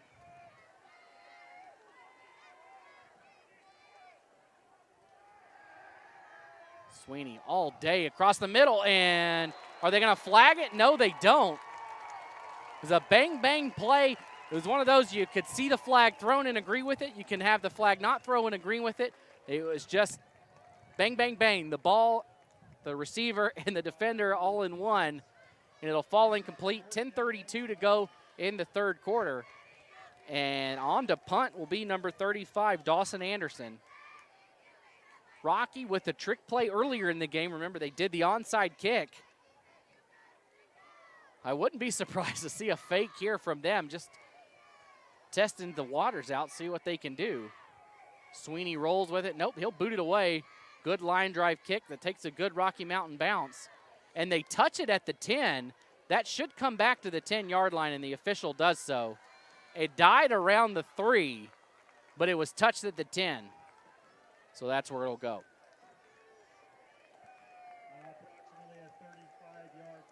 Again, don't forget, IdahoSports.com does a lot more than just broadcasting. Vikings, 1st and 10. We got scores, schedules, prepcasts, of course, photographs, state tournament brackets when the time comes around. Just check back to the website. We just finished our top 10 lists that Brandon Bainey put out for a lot of the key positions in football, listing the top 10 players at each position across the state and across levels. A lot of great athletes right now. I was talking to someone the other day thinking, you know, is this the top level that Idaho football has been? I think it is. We have so many players ready to play at the next level, big time, here in Idaho. As a screen pass goes out to Johansson, and some positive yardage as Johansson picks up about 6 yards. They'll spot it at the 16. So he takes the screen pass, so some positive yardage on a pass for Middleton. You got to start somewhere. Nothing downfield still for Middleton. It's all been on those little screens. But you got to do something to keep the defense honest. 2nd and 4.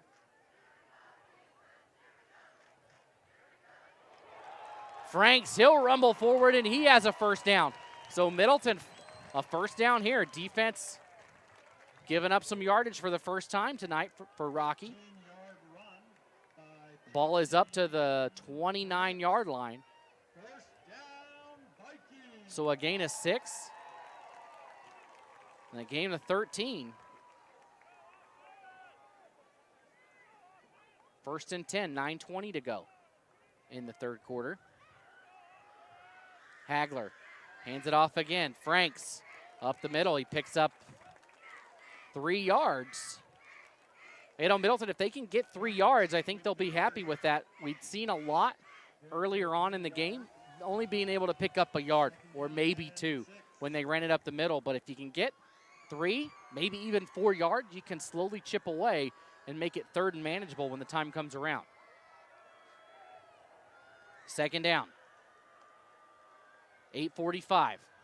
Quick pass in the middle to Weeks. Weeks goes back, turns it around and forward.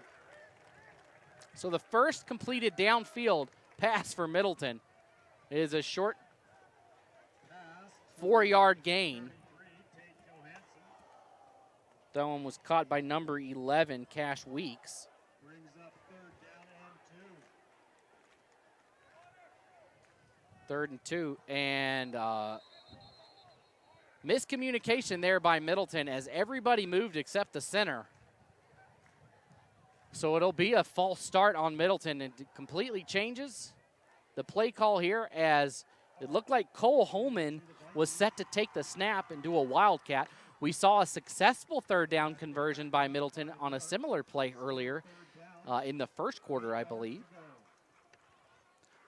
But that spoils that idea, as now it'll be 3rd and long, 3rd and 8 for Middleton. So Hagler will go back in the shotgun. Quick pass to the outside to Heck, and Heck catches it but goes down immediately, and he's about a yard short.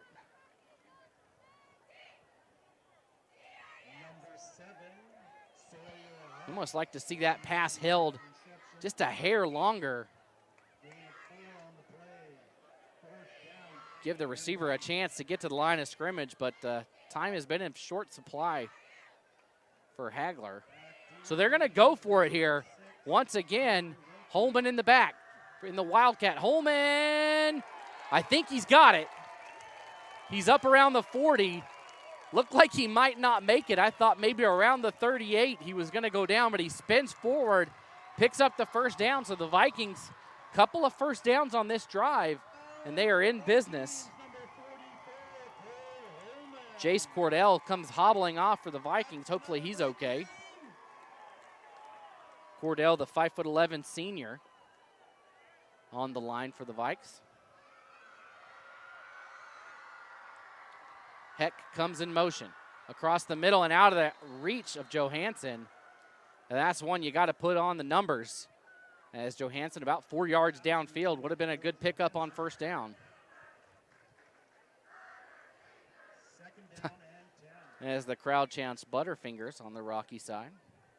I would attribute that more to the pass being out of reach. And it's funny, my son said that one time he's playing football at recess and somebody called him Butterfingers and he did not like it. I'm going to teach him it's a harmless chant. You'll hear it a lot. Hagler back to pass deep. He's got Johansson and just missed him. Johansson was open around the 40-yard line. That ball has got to be on the money. It's got to be there for Johansson, and it wasn't. 3rd and 10 now for Middleton. The best drive we've seen from the Vikings since the first one of the game. So 3rd and 10. I think you're going to see them go for it on 4th down from here on out if it's manageable.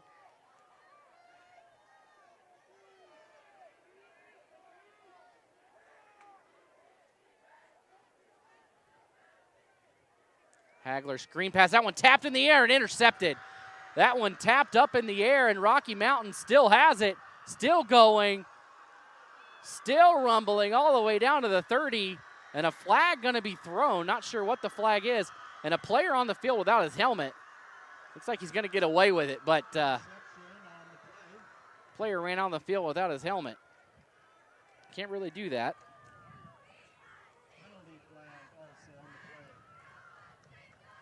We'll see what the flag is. That one was deflected at the line of scrimmage. It was a screen pass in the middle of traffic. It didn't look like it was going anywhere anyway. Gets knocked up in the air. Great job by the defensive line to just put your hand up. When you see that ball coming in low, put your hand up, knock it, touch it, do whatever you have to, and you never know what will happen. And that time it's intercepted.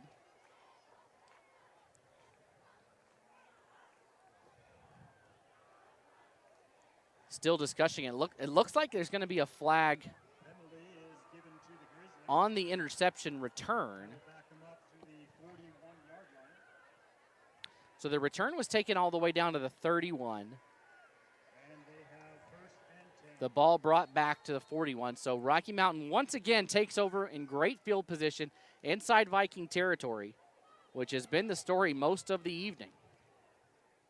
6:42 to go. Thanks for joining us here on IdahoSports.com.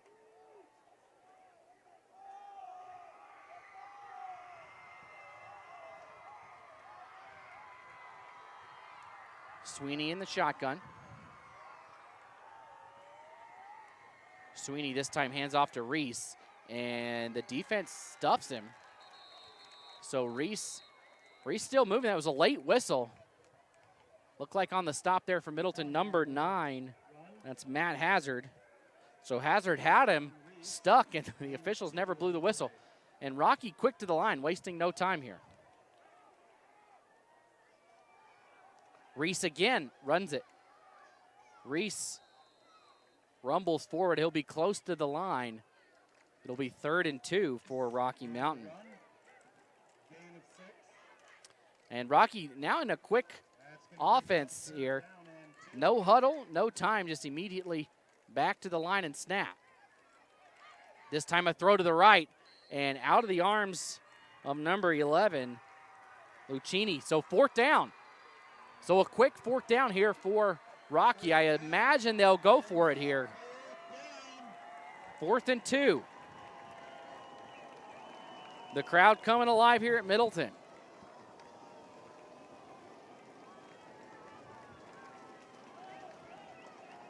Still in this one. I know the score says 21-0. I feel like Middleton is just one play away from maybe getting the spark they need. As that handoff, it's going to be close. I do not think he has it. And the near official here is pointing towards Middleton's line.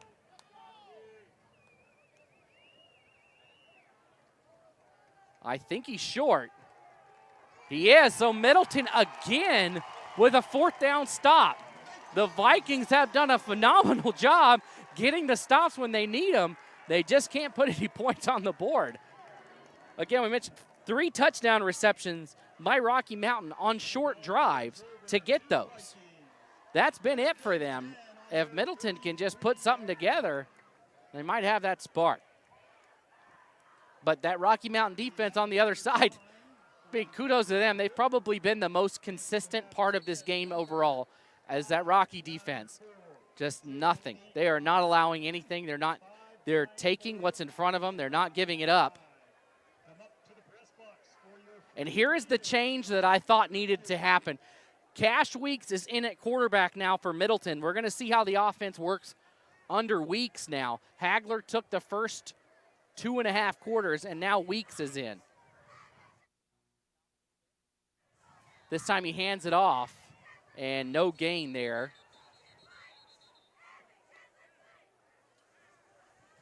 Hagler just never looked comfortable back there, and it's not a knock on him or how well he did. He managed the offense well. He held his own in there. He did what he needed to do, not making any big mistakes. I think that's a big part of being a quarterback, is not making a huge mistake, and that is something he did very well back there. But it seemed like Rocky Mountain had no respect for the passing game, and Middleton needed to do something to keep them honest a little bit more. They're still stacking the box right now. Weeks, he'll throw it in the middle, and he hits Holman in the numbers, and Holman, the second time he's been hit right there in the middle of his 4-4 and just dropped it. So 3rd and 10, 5:04 to go here in the 3rd quarter.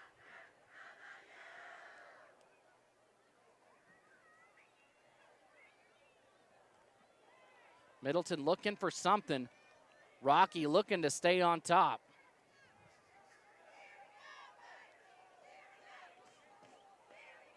Weeks will just hand it off. And that'll bring up 4th down. I think at this point, Middleton just going for it, trying to get a couple more yards to make it 4th and manageable.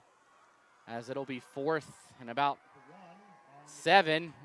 Better than 10, right? But still not that great if you're a Vikings fan.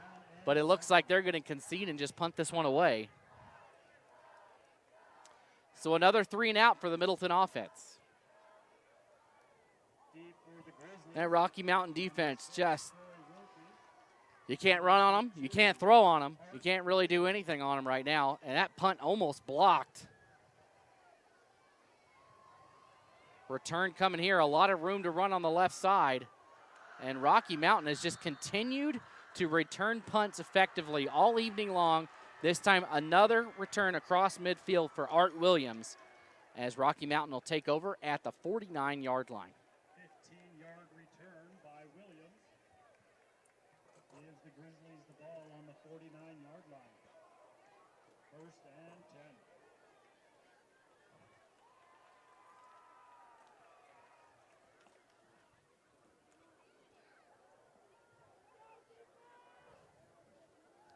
Rocky Mountain back out on offense. Sweeney will take over. Sweeney's been the main quarterback during the day. McClure, we've seen him a couple times when they've wanted to run the ball. Sweeney, though, he'll run it this time. And Sweeney stays on his feet, but goes out of bounds around the 40. It's like he's just short of the 1st down. Looks like he gets up to the 41-yard line. That's where it'll be 2nd down and 2 yards to go for Rocky.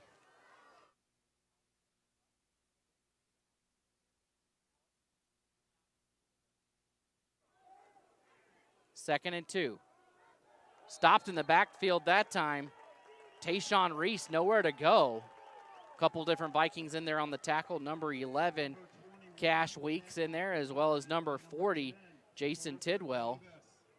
Or excuse me, that was number 10 in there, Cooper Davis in there on the tackle. So a couple of different Vikings bring up 3rd down for Middleton, or for Rocky Mountain, I should say. 3:45 on the clock here in the 3rd quarter. Thanks for joining us here for Treasure Valley Game Night on IdahoSports.com, presented by Mountain West Bank.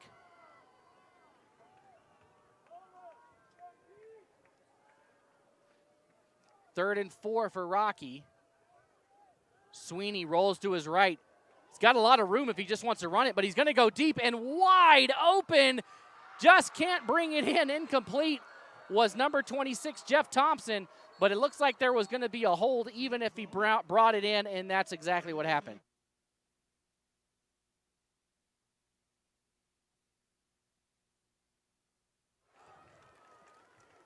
So Sweeney, he's had all the time in the world that he wants back there for Rocky Mountain. And that time he has plenty of time. But you know what? Due to a hold, he was looking, he had caught Jeff Thompson on an earlier touchdown pass in a similar way, a long throw like that. But that time wasn't able to bring it in.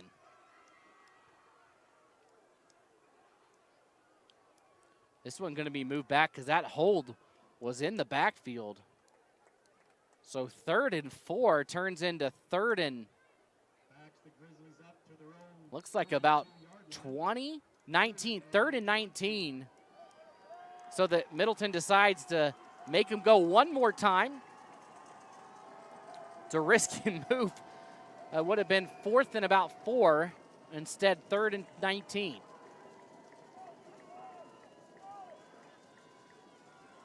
Sweeney going deep again, and he's got Thompson, just can't get him though. Just out of the reach. Thompson had his man beat. So that'll bring up 4th down and 20. This is a definite punt here for Rocky Mountain, as they're not able to put any points on the board again, as we're at the 3:10 mark of the quarter.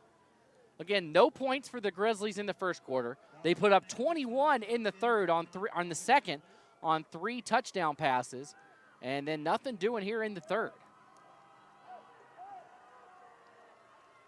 Maybe a chance for Middleton to get some of the best field position they've had And the punt will be fair caught at the 33-yard line. So that will be the best starting field position of the day for Middleton. The 33. It's where they'll take over. Again, let's take a quick check at the Friday Night Flash. Bora still leads Capital 21-0.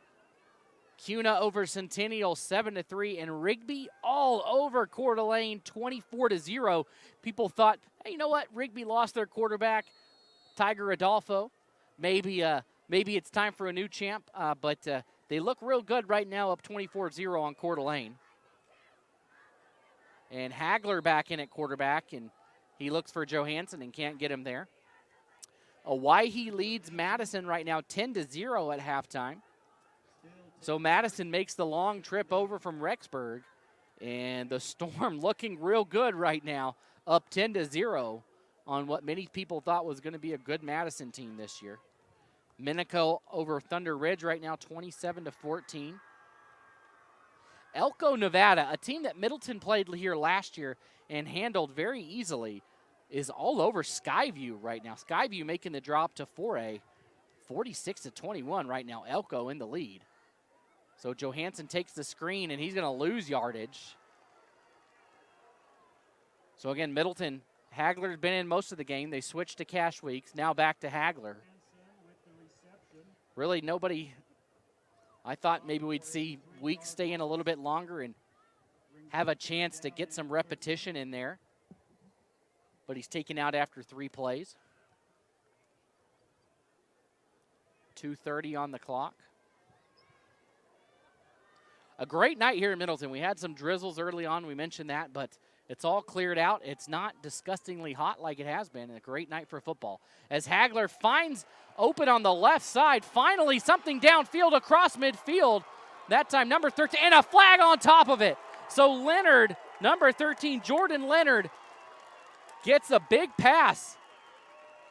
About an 18-yard, or excuse me, that was a 28-yard reception. 18-yard, excuse me. 18-yard reception by Leonard. He goes out of bounds around the 49, and you're going to add on 15 yards for the extracurriculars. Rocky Mountain, a hit well out of bounds. So move this thing, dead ball, personal foul on Rocky Mountain. So is this the spark maybe that Middleton needed? So this will move all the way up to inside the 35. They'll be right at the 34.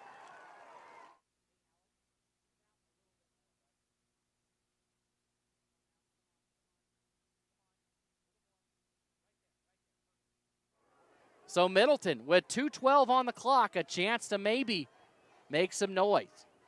Hagler in the shotgun, going across to Johansson, and he got it. Johansson finally able to bring one in, and the momentum here on the sideline is picking up for the Vikings as they are inside the red zone for the first time tonight. So maybe sitting out of possession was what Hagler needed, a little spark.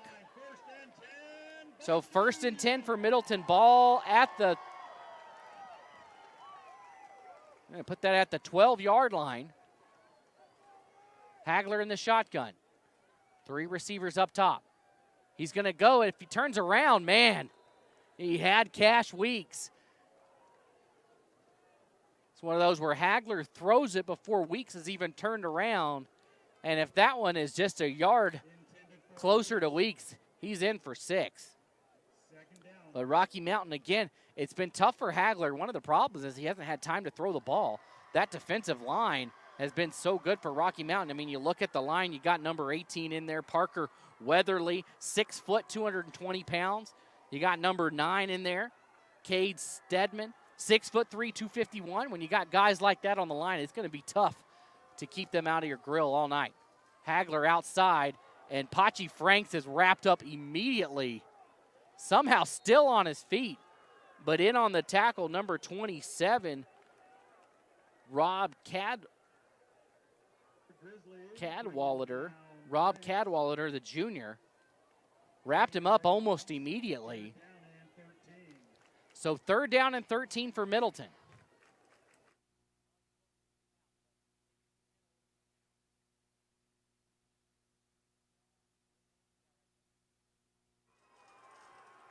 1:25 on the clock. Middleton, a chance here to put some points on the board. Hagler takes the snap. Weeks is open in the middle, and a one-handed grab. Is he in? Waiting for the officials. Waiting for the call. If he's not in, he's down at the half-yard line. And they're going to say first down. I tell you what a grab by Cash Weeks. One-handed that thing to bring it in. So inside the 1, and it looks like the Wildcat is out. So back in the backfield, number 25 now, or 26, it's Pachi Franks. Hagler hands off to Franks, and Franks is stood up at the line. Nowhere to go through that defense. Stedman was first in on the hit. And coming out as well in there, number 66, Jackson Fulmer. Fulmer having none of it either. And Franks, his shoulder pads are off and his helmet's off. He really took a beating in there. So really no gain on the play, maybe a half-yard loss. It'll bring up second down. Hagler again under center. There's the handoff up the middle. No, Hagler will keep it and throw it. And incomplete. A helmet goes flying. Number 51 lost his helmet. Reese Williams. Brings up third down and 2. So 3rd and goal for Middleton. Ball, can't tell if that's at the 1 or the 2. I think it's at the 1 still. Yep, it's at the 1.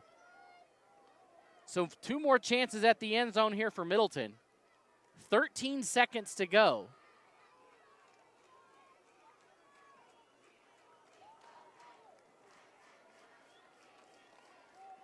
Under center, Hagler with the handoff. No, he'll run it, and Hagler, can he get the edge? He does.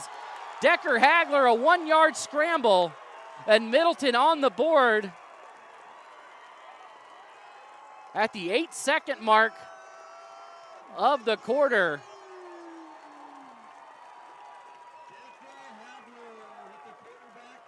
So Middleton right back in this thing. Keeping it alive as Middleton goes down the field. A 67-yard drive that began at the 33. The extra point on to be kicked by Caden Woodruff, the junior. Woodruff will kick the first try of the year, and that one looks good, and it is. Good kick by Woodruff, so that'll make it 21-7 as Rocky Mountain still in the lead here, but Middleton maybe a little momentum coming the way of the Vikings. We'll be back after these short messages on IdahoSports.com.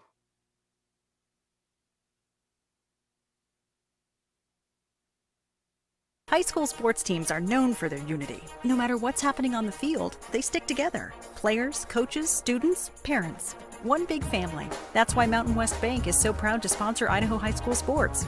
Today, tomorrow, together. If you don't know what's possible, it's hard to ask, what if?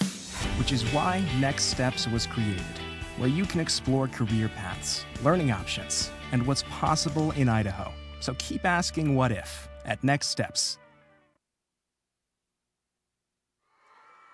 Welcome back, everybody, to Middleton High School as the Vikings put one in the end zone on a 1-yard scramble by Decker Hagler. Good drive there for the Vikings. Something to work off of if you're a Vikings fan. Again, Middleton making that step up to 5A this year after being 4A for a long time.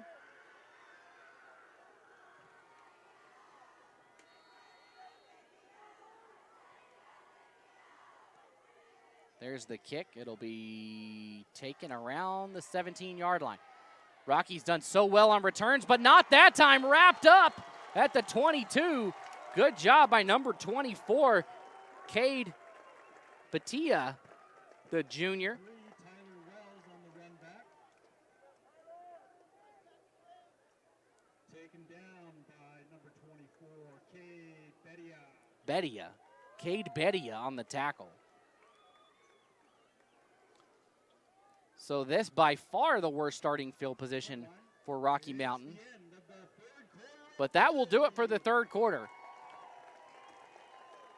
We'll take another quick break and be back for the start of the final quarter.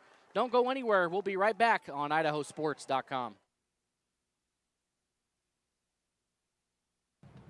Ads like this keep popping up, but I see through the hype because those vape clouds people claim are just water vapor contain as many as 31 different chemicals, like formaldehyde, the stuff they preserve dead bodies with. And while the flavors sound all harmless, we still have no idea what these ingredients could be doing to our bodies. But I already see vaping for exactly what it is. Get the real facts at BehindTheHaze.com.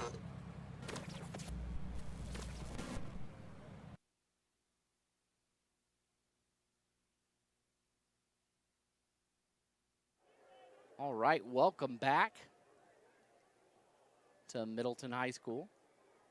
As we start the fourth quarter here at week 0 on Idaho Sports. Rocky Mountain at Middleton. Great way to start off the season, if I say so myself. As Rocky Mountain takes over, Sweeney back in the shotgun. He'll roll to his right. He's got a lot of space to roll, and he hits Jacobson out there. I believe that was Jacobson. Yeah, it was. Great catch and a quick first down for Rocky Mountain. C.J. Jacobson with another great reception tonight.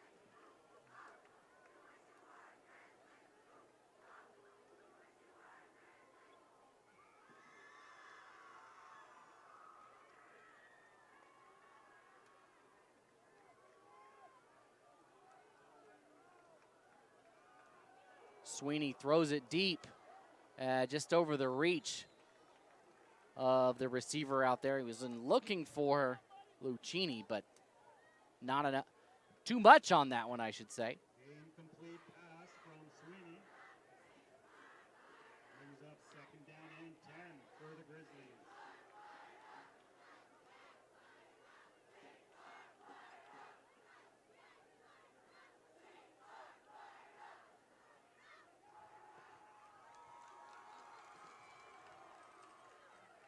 Second and 10, 11:37 to go.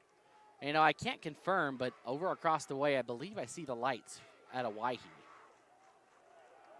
And Sweeney held on to that one a little bit too long. He almost gets sacked. 2 plays in a row that he's at least been hurried and had contact and knocked down, they say.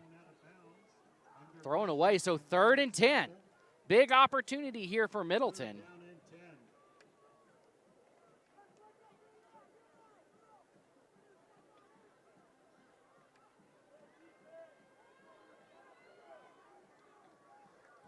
Big chance here. If the Vikings can get a stop, they might be able to get the ball in decent field position.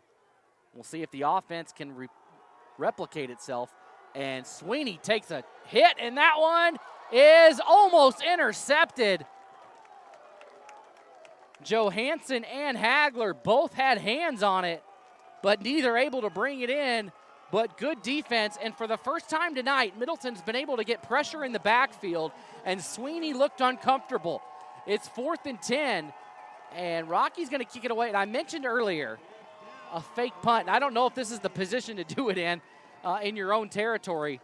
But, again, it just would not surprise me. I get that vibe from Rocky Mountain. We saw the onside kick that is not – it's not missing from the playbook. I'll say that.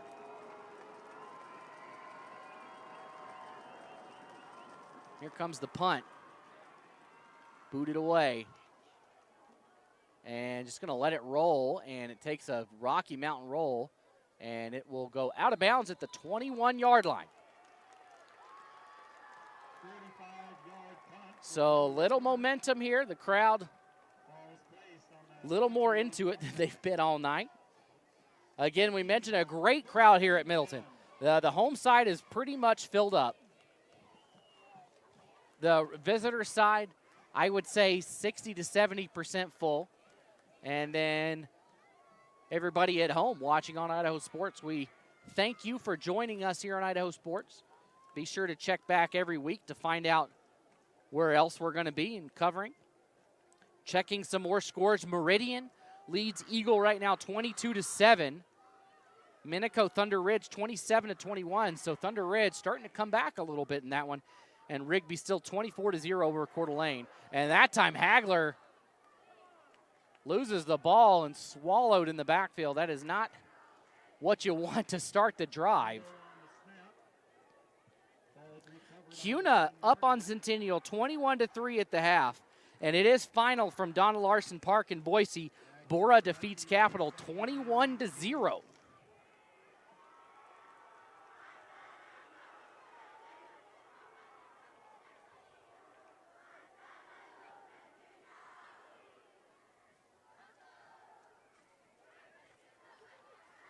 Handoff this time to Franks. Franks picks up about 5 yards. Franks, the ball carrier. Gain of 4 on the play.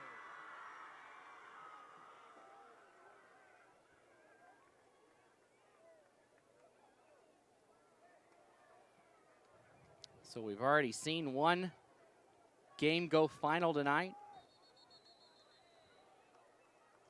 And a penalty going to be thrown. Offsides on Rocky Mountain. So the penalty yardage all but back now. It'll be 2nd and 10.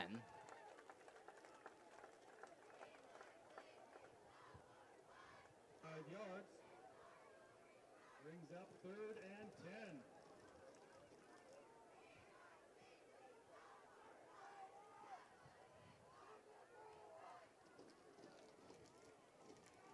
10. Middleton. Hagler in the shotgun. And he'll take off this time. A little more confidence from Hagler on that run. No hesitancy when he tucked it this time. And he picks up about 6.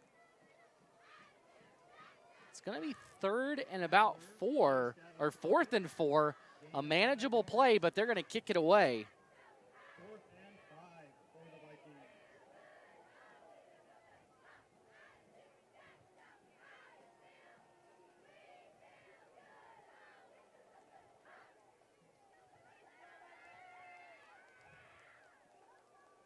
And there's the punt. This one's short. And Rocky once again will take over inside Middleton territory. So a great defensive hold from the Vikings. Turns into great field position, but doesn't turn into any points. Ball is placed on the 48-yard line. Grizzlies take over.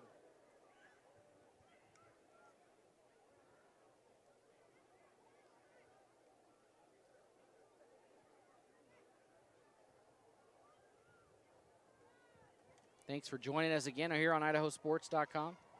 Treasure Valley Game Night presented by Mountain West Bank. Great local sponsor of high school sports. They also sponsor North Idaho Game Night. Be sure to support those businesses that support high school sports on IdahoSports.com and helping these be free to everybody. Sweeney's going to keep it. A lot of room to run. Best run for the night for him. And he's across the sticks. First down, Rocky Mountain. Tell you, number 68 for Middleton, that's Toby Jones. I think so far he wins hair of the night from what I've seen. He's got a head full of blonde locks coming out of his helmet.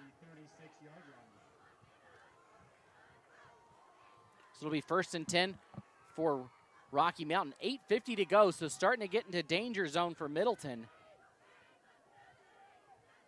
Sweeney, quick pass to the outside. Great move by the receiver after the catch, Lucchini, to pick up an extra couple yards. Make it 2nd and about 3.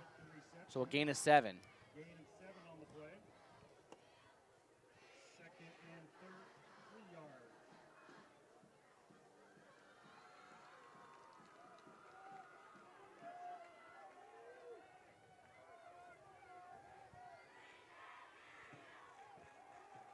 Handoff up the middle.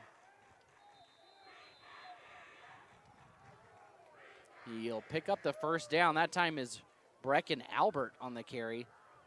So we've seen a couple of guys running the ball back there for Rocky Mountain. Kind of by committee. No one outdoing the other. They've all just done a great job.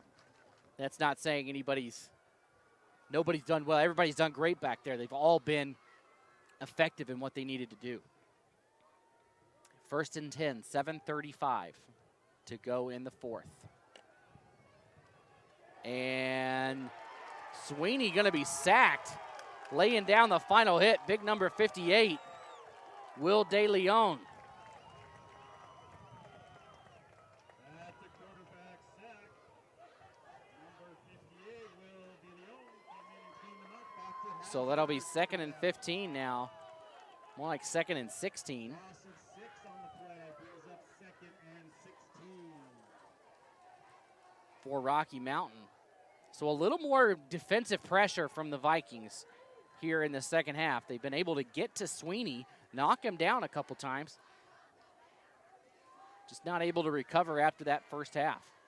So Sweeney is going to roll to his right, come back left, and almost intercepted.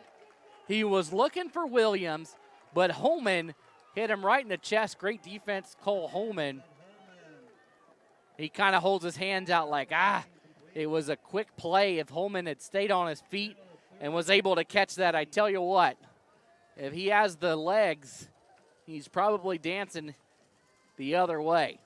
So it'll be 3rd and 15. Middleton just keeps hanging around. 6:45 to go.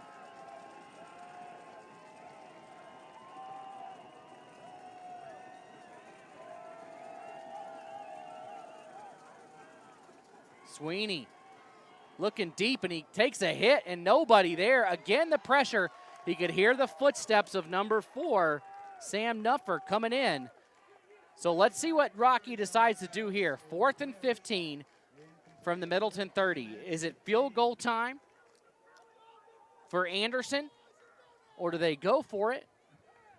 From here, it will be roughly a 47-yard field goal. It looks like they're going to go for it. So big play here might be the one that decides what happens in the final 6.5 minutes here. Sweeney looking deep. He throws it across the middle and just overthrows everybody. Great defense by the secondary. And it'll be a turnover on downs. So Middleton will take over at the 30. They got 70 yards in front of them to cut it to a 1-score game.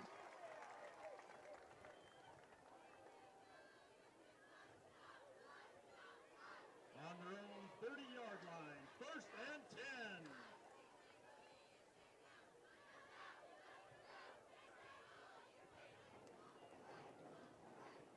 10. Meridian now leads Eagle 29-7. Meridian, of course, won their first playoff game in a long time last year, defeating Madison and Mountain View. But right now, Meridian may be looking like that team that's going to give Rocky Mountain a run for their money this season. So Hagler across the middle, Moore with the reception. Moore stays on his feet, but only about 2 yards, and a flag's going to come in. Somebody must have hit him in the helmet because it was thrown right at the tackle, and it's a face mask. The side judge comes in with that motion of his hand to the face mask.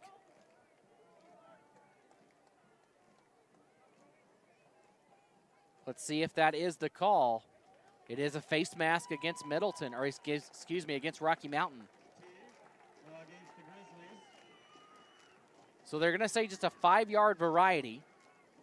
So it'll be 1st down still after the penalty. 1st and about 4. 4 yards to go. For Middleton. Hagler takes the snap. Goes across the middle. He's got Johansson wide open, and Johansson gets it, but right there to bring him down, number 20, Micah Clyde. Clyde was right there, big tackle by him. But finally some movement on the ball for Middleton. Big gain up the middle inside Rocky territory.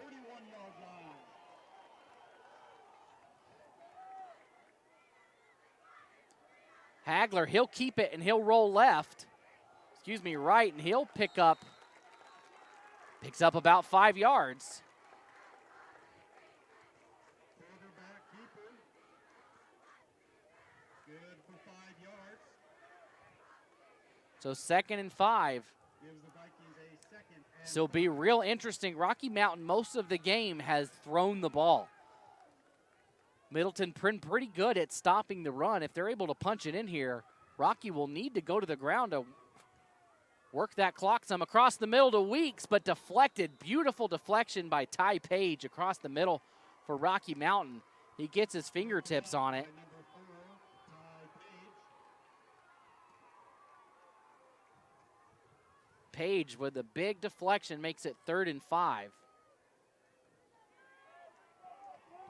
4 down territory here for Middleton as we're at the 5:14 mark here in the first high school football game of the season. And a whistle blown and a false start on Middleton. Costly time to have that. Changes the play call. And if you're Rocky Mountain, gives your defense a little bit more of an opportunity here for a stop. Again, check back to IdahoSports.com every week for updated coaches polls as well as the media polls that come out from around the state. We have coaches polls for boys and girls soccer as well as volleyball and for football. The only coaches poll you'll find in Idaho. Be sure to check that out. See where your favorite team lies, whether it's Middleton or Rocky Mountain or anywhere in between. I guess there's not much in between. So everywhere else around, I guess Hawaii is probably the only thing in between the two. And Ridgeview. Hagler almost intercepted, I tell you. Art Williams would love to have that one back. Had a good read on it. This is a chance here for Middleton. They really got to get this first down. 4th and 10.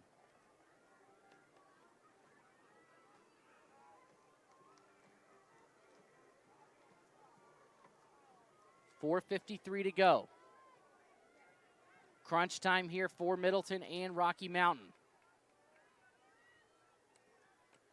Offense looks back for the call from the sideline, and a timeout going to be called. Timeout call for Middleton. We'll take one with them. We'll be back on IdahoSports.com.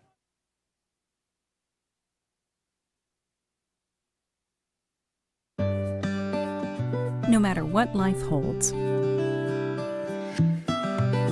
we'll be there for you. Mountain West Bank. Today, tomorrow, together. Welcome back, everybody.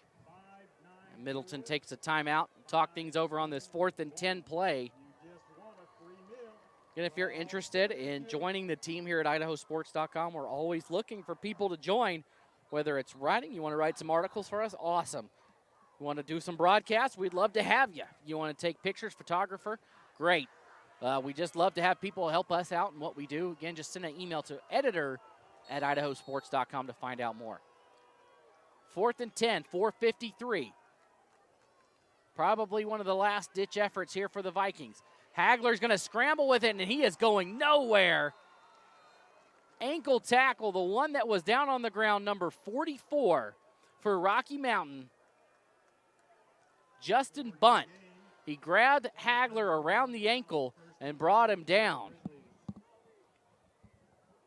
Hagler might have had a chance at it. He did have room to run. But I mean, we've seen Middleton's passing game be a little bit better the last quarter or so, but still just not a threat to go very deep downfield. But that time they got the defense to open up a little more due to the success. We have a free meal. Compliments of Burger Q.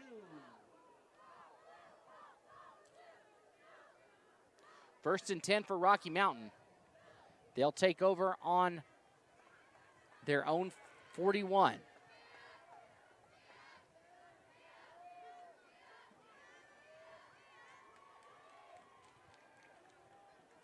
Sweeney up the middle. Sweeney picks up about 6 yards. It'll be 2nd and 4. 4:30 to go.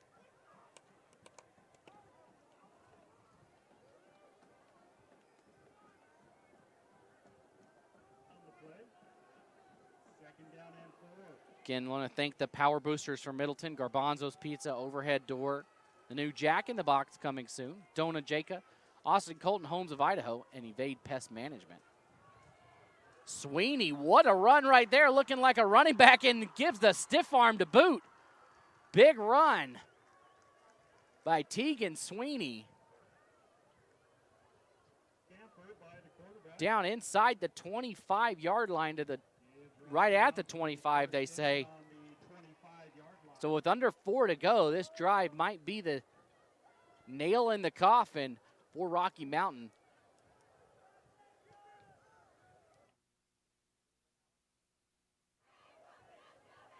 The defense just been very good tonight for Rocky Mountain. I think that's been the key point in this game. It's going to be hard to do much on Rocky Mountain. And a run up the middle that time. Picks up about 3. And Rocky is content with a couple of yards here and there, as long as it eats up some clock and it continues to run, as we are hitting the 3-minute mark here from Middleton.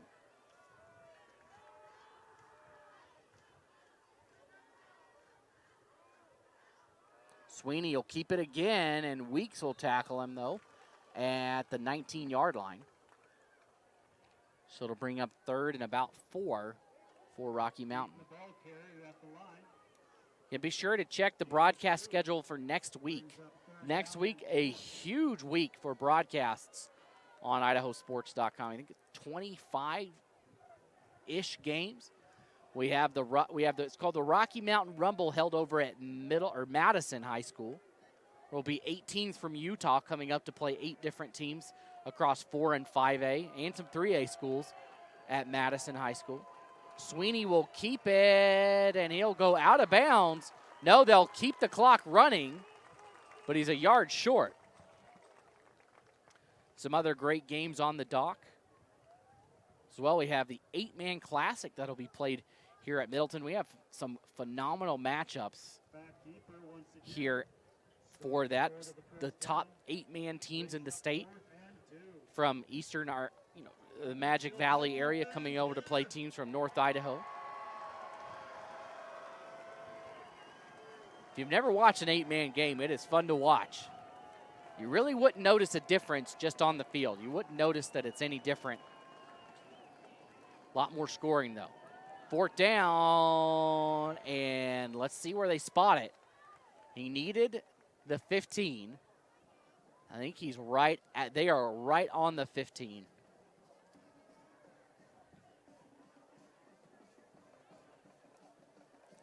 And a first down here is motion 4 with only 1:30 to go. That should be it. Just enough for a first down for the Grizzlies.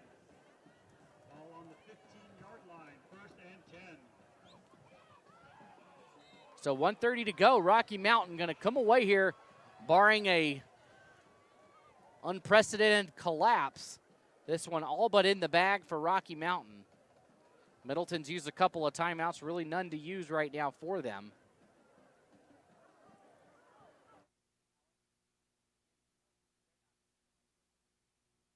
And the victory formation here for Rocky Mountain, as Sweeney will take a knee. A minute to go. I tell you what, I think a lot of people expected Rocky Mountain to come in here and roll all over Middleton. And they did control this game from beginning to end. It was Rocky Mountain's defense that controlled this thing, but Middleton put up a heck of a fight and is not going to be an easy out here in the 5A SIC.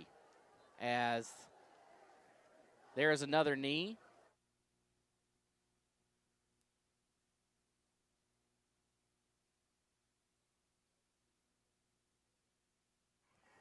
As the teams exchange pleasantries. 15 seconds to go. We'll see if they need to snap it one more time, but they might not need to. And it looks like that will be it. So Rocky Mountain comes into Middleton and gets away with a 21-7 victory over the Vikings on IdahoSports.com. We're going to take a quick break and be right back for the player of the game. You'll want to stick around for that right here on IdahoSports.com.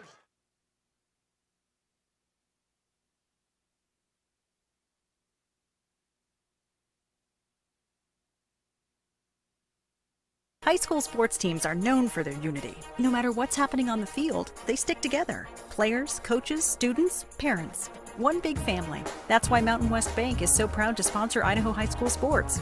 Today, tomorrow, together. You can't make summer stand still, so make the most of every last second with a new Toyota at Toyota's National Sales Event. During Toyota's National Sales Event, discover our wide variety of fuel-efficient electrified vehicles. Toyota, let's go places. Some days, I choose the most difficult trail. I test my limits. Taking the hard path isn't always easy, but I know it's the right way. When I get done with my ride and I look back at what I've just accomplished, I feel amazing. It takes courage and determination to do hard things. But you can do them. Quitting tobacco and vaping is possible. You decide when. We'll show you how. Learn more at projectfilter.org or call 1-800-QUIT-NOW. At Valleywide Cooperative, we're here when you need us. For 100 years, we have been here to help you with food, fuel, and good old-fashioned advice. And for us, serving is more than a job, it's a way of life, which is why we pour so much into the communities around us. We've employed hundreds of your neighbors. We take pride in that, and in giving back millions in sponsorships, grants, donations, and scholarships. It's our way of saying thanks. We're Valleywide, and yesterday, today, and tomorrow, we're here for you. It can be a lot, trying to figure out how to make it, how to dream big, and to wonder, what if? Because no matter where you are in life, if you don't know what's possible in Idaho, it's hard to keep asking, what if? Which is exactly why Next Steps Idaho was created, with everything from smart tools that help you figure out careers you might be suited for, to training and education options for you. So keep asking what if at nextsteps.idaho.gov. Dad knew how to cut a rug. And thanks to him, so did I. It's the same at Mountain West Bank. When it comes to banking, they guide me through every step. Mountain West Bank. Today, tomorrow, together.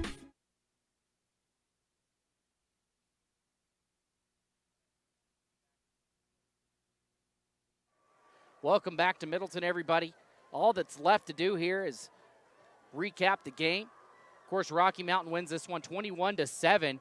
All of Rocky Mountain's points coming in a 6-minute span of the second quarter. At the 10:33 mark, a 19-yard reception by number 5, C.J. Jacobson, made it 8-0. Then at the 8:03 mark, a 17-yard reception by number 16, Camden Crump. No, number 16 with a 17-yard reception, Carson Adams. Extra or 2-point conversion, no good, making it 14-0. Rocky Mountain then scored at the 4:30 mark a 40-yard touchdown reception by number 26, Jeff Thompson, made it 21-0, and that was it for the scoring for Rocky Mountain. Middleton got on the board late in the third quarter on a 1-yard touchdown run by Decker Hagler, and that was it for the scoring. A very defensive game from both sides. Those scores by Rocky Mountain, one of them came on a one drive, one play pass. The drive was one play. The other two were short fields. Middleton held their own. I thought they were impressive for their first game in 5A. I thought they held their ground, and I think they're going to surprise some people this year once they get their feet underneath them. Rocky Mountain, you know what they say, they are what we thought they were. They are good. That defense is phenomenal. The offense is gelling. They looked good as well, and that leads us to our player of the game tonight.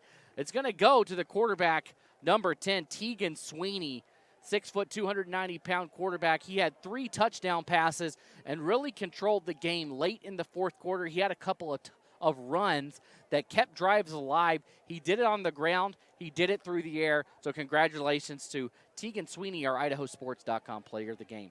Well, that'll do it for this edition of Treasure Valley Game Night presented by Mountain West Bank, also in partnership with your local Toyota dealer, Project Filter, Valleywide Co-op and Country Stores, the Idaho Department of Health and Welfare, as well as our local sponsors and power boosters for Middleton and Rocky Mountain. Again, Middleton falls to Rocky Mountain by the score of 21-7 here tonight.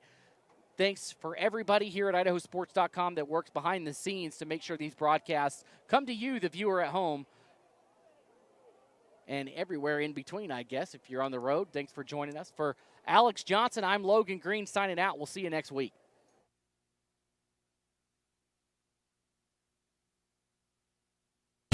This has been a presentation of IdahoSports.com GameStreams. This broadcast is copyrighted to IdahoSports.com. Any rebroadcast, retransmission, or other use of this broadcast without the expressed written consent of IdahoSports.com is strictly prohibited.